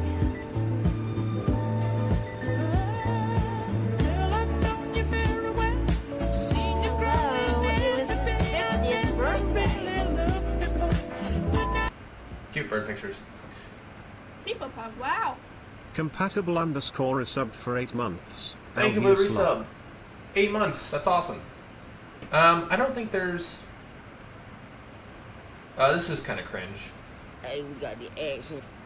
That's cringe. He says that. You love that hat. I number 1, we got Beanie. Oh my gosh, Elvis. Number 2, we got Indiana. Number 3, we got Number 4, we got B. Number 5, we got Number 6, we got She. That was a trend. Cowboy, hello. Thank you so much. What else is there? Oh, this was also cringe. Wait for it. I gotta go back.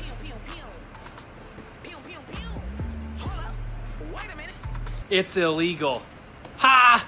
Ha! See, you get it, Challenger? You get, like, illegal. Oh my god. So cringe. I used to be a famous TikTok influencer. Used to be. Man of many talents. Everybody in chat. So bad. So what's the split between you and Maya? How do you feel about piggyback off of Maya? No hate, real question. What's the split? I don't know what that is, but this is Maya's facility.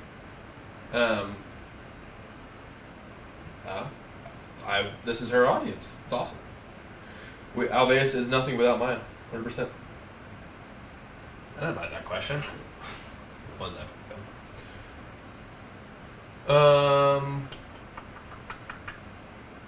Alright, the rest of these aren't.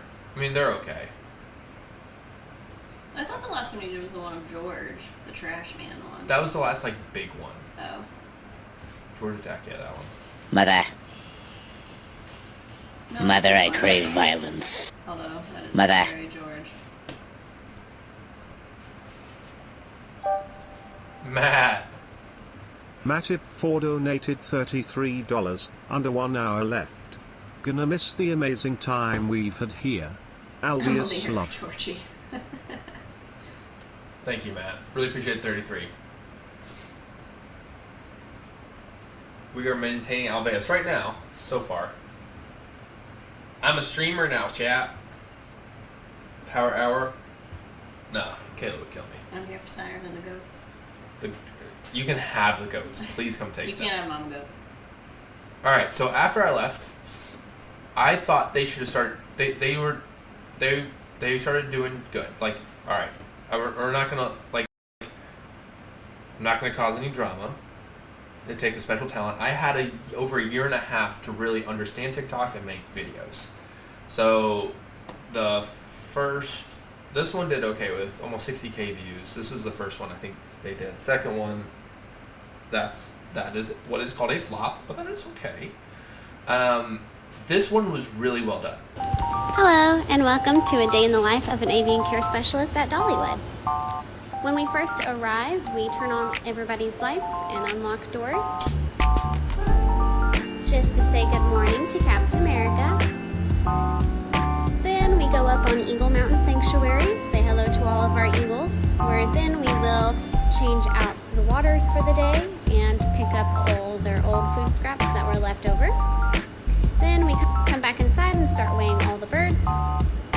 Once they are weighed, they go outside to enjoy some sunshine. This is Jessie, our red-tailed hawk, being weighed. And then afterwards, we clean. We will clean all of the rooms. Once we clean all the rooms, we start on food prep. And I'm sorry that we ran out of time. You'll have to come back for part 2. They did a good job. Not being able to really do a lot of editing. Good morning, Alex. Now do a bunch of editing. It almost got 400K views. It's awesome. And then the rest of them, except for this one, which almost got 800K, are what's technically called a flop. But it's okay. This one, I don't understand why it did well, but it did. Let's watch it. Coming in. Bing boing bing bing boing bing boing bing boing bing boing bing bing boing bing boing.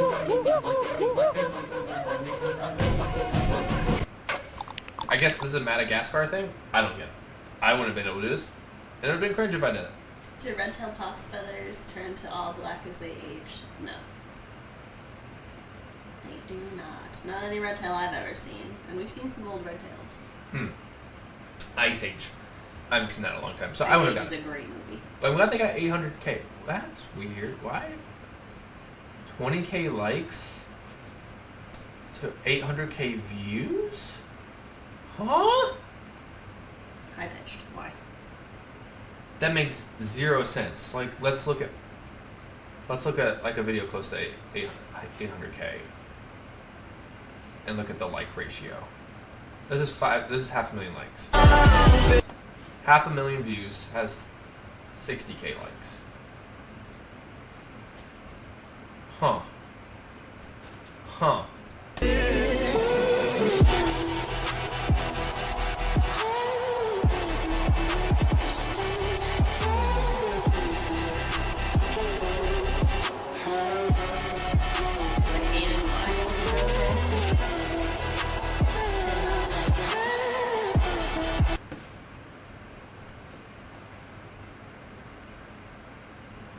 But, yeah, so they've posted here and there. So 63K. Is that Kenny now? That first one.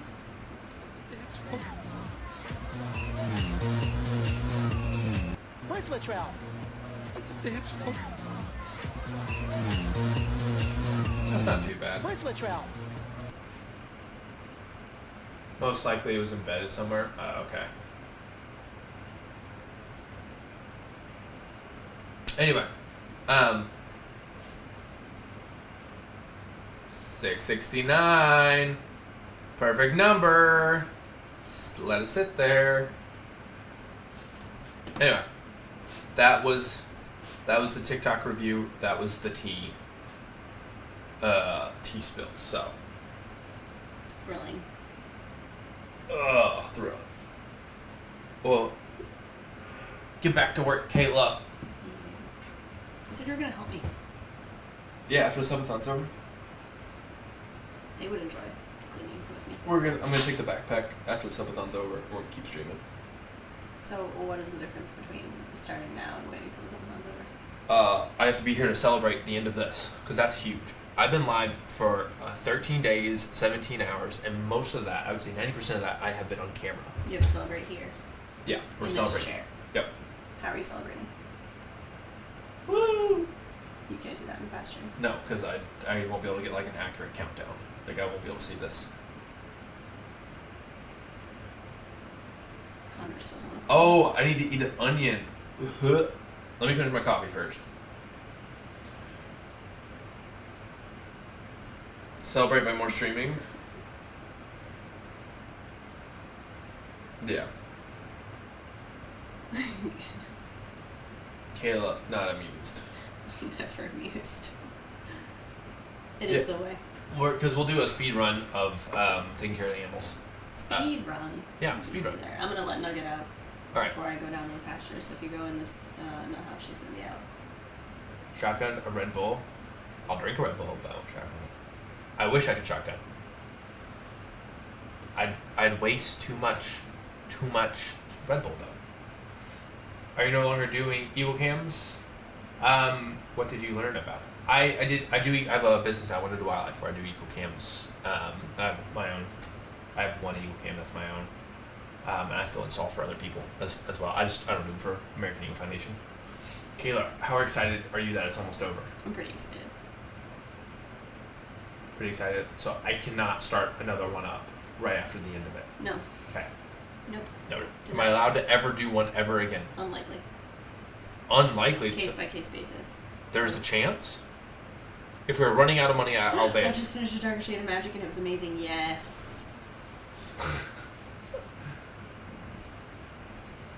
So good. It's so good.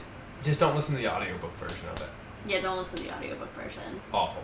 Lila's voice is really weird. I can't listen to it. But you're saying there's a chance for another subathon. I'm not saying no, Connor.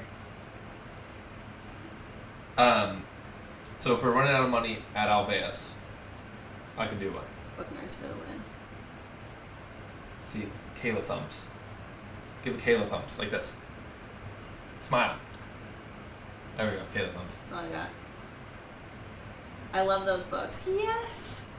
Yes! It's so exciting.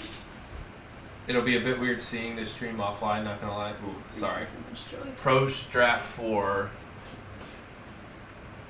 Where'd it go? Pro Strat for drinking, for shotgunning. If you drink it normally, it'll make a hole on the bottom. I can do that. Mick's already working on Kayla thumbs. Nice. The E. Schwab's best author. She's one of my favorites. Kayla thumbs is gonna nice. Well, we're gonna chat. I think. So we're done with wheel spins because last night was like the last time I was doing wheel spins. Just do a 24/7 VOD run for videos while you're not streaming. Equals more money. People talk. Wow. Crystal 77 just 5. gifted 5 tier Thank you for the 1 5. subs. Thank you. Keeping this alive here. Up, time it back up. 53 minutes. Gonna miss this stream so much. I've gotten used to it. Oh, thanks. I prefer your morning streams over who I normally watch. That's awesome. We stag when it's over. I'm sorry. Less than an hour. Any Oilers in chat?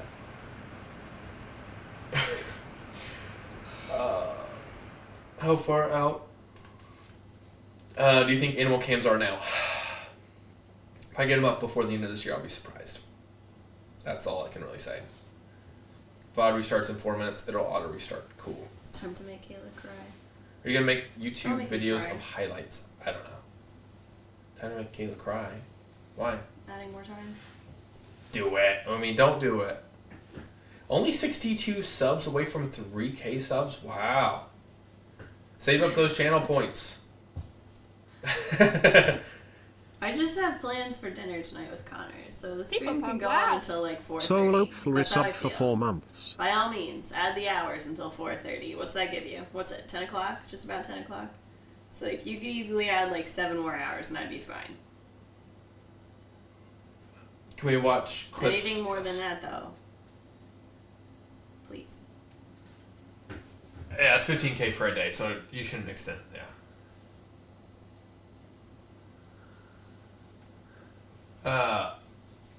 Thank you for the that Gifted a tier there. 1 sub to John _ Solo. Easier. Thank you for the resub Prime, and then thank you for the gifted. You're loaded in channel points. Keep them. We're gonna be using them. We're gonna be using them during the live cams. Don't gift more than 840 subs, guys. That'll beat Maya, right? That'll beat her sub count. Meow Kitty's been waiting the whole day for it. Nice. Lost all my channel points beginning on Alex's Rocket League games. Oh, that hurts to believe in Alex. Wow. Is switching cams with channel points possible? Yes, I think so. I think. I don't know. We'll see. Maybe not. Can't gamble with channel points is banned in my country. Interesting. Oh. Kayla, I'm gonna farm. Switching cams with points is 100% possible. Cool. I think we're have to do like some sort of outside conversion system with points. Like we have to redeem the points on Twitch, and that will signal an outside thing to change cameras and like whatnot. Feed animals with channel points, like with the goats and stuff like that. Yeah, we could do that. Can I say I've seen more than one stream with that setup? No idea what their actual setup is versus yours. So okay, it's possible. Cool, easy. We haven't really delved into it. I'll get the hardware up, and once we have the hardware, we'll start building software and testing it out. So you can't really build it without the hardware. All right, Kayla, I'm gonna use the bathroom real quick. Okay. You hold down the stream. Oh. Okay. Thank you for the tier 1. Thank you for Evenings gifting with that. gifted a tier 1 sub to Sandwich Sundays. This is their first gift sub in the channel. Scoop in the center of the camera and frame. Okay. What other books do I like? Oh, that's such a hard question for me. I like so many books. I like everything by B.E. Schwab. I really liked Vicious and Vengeful.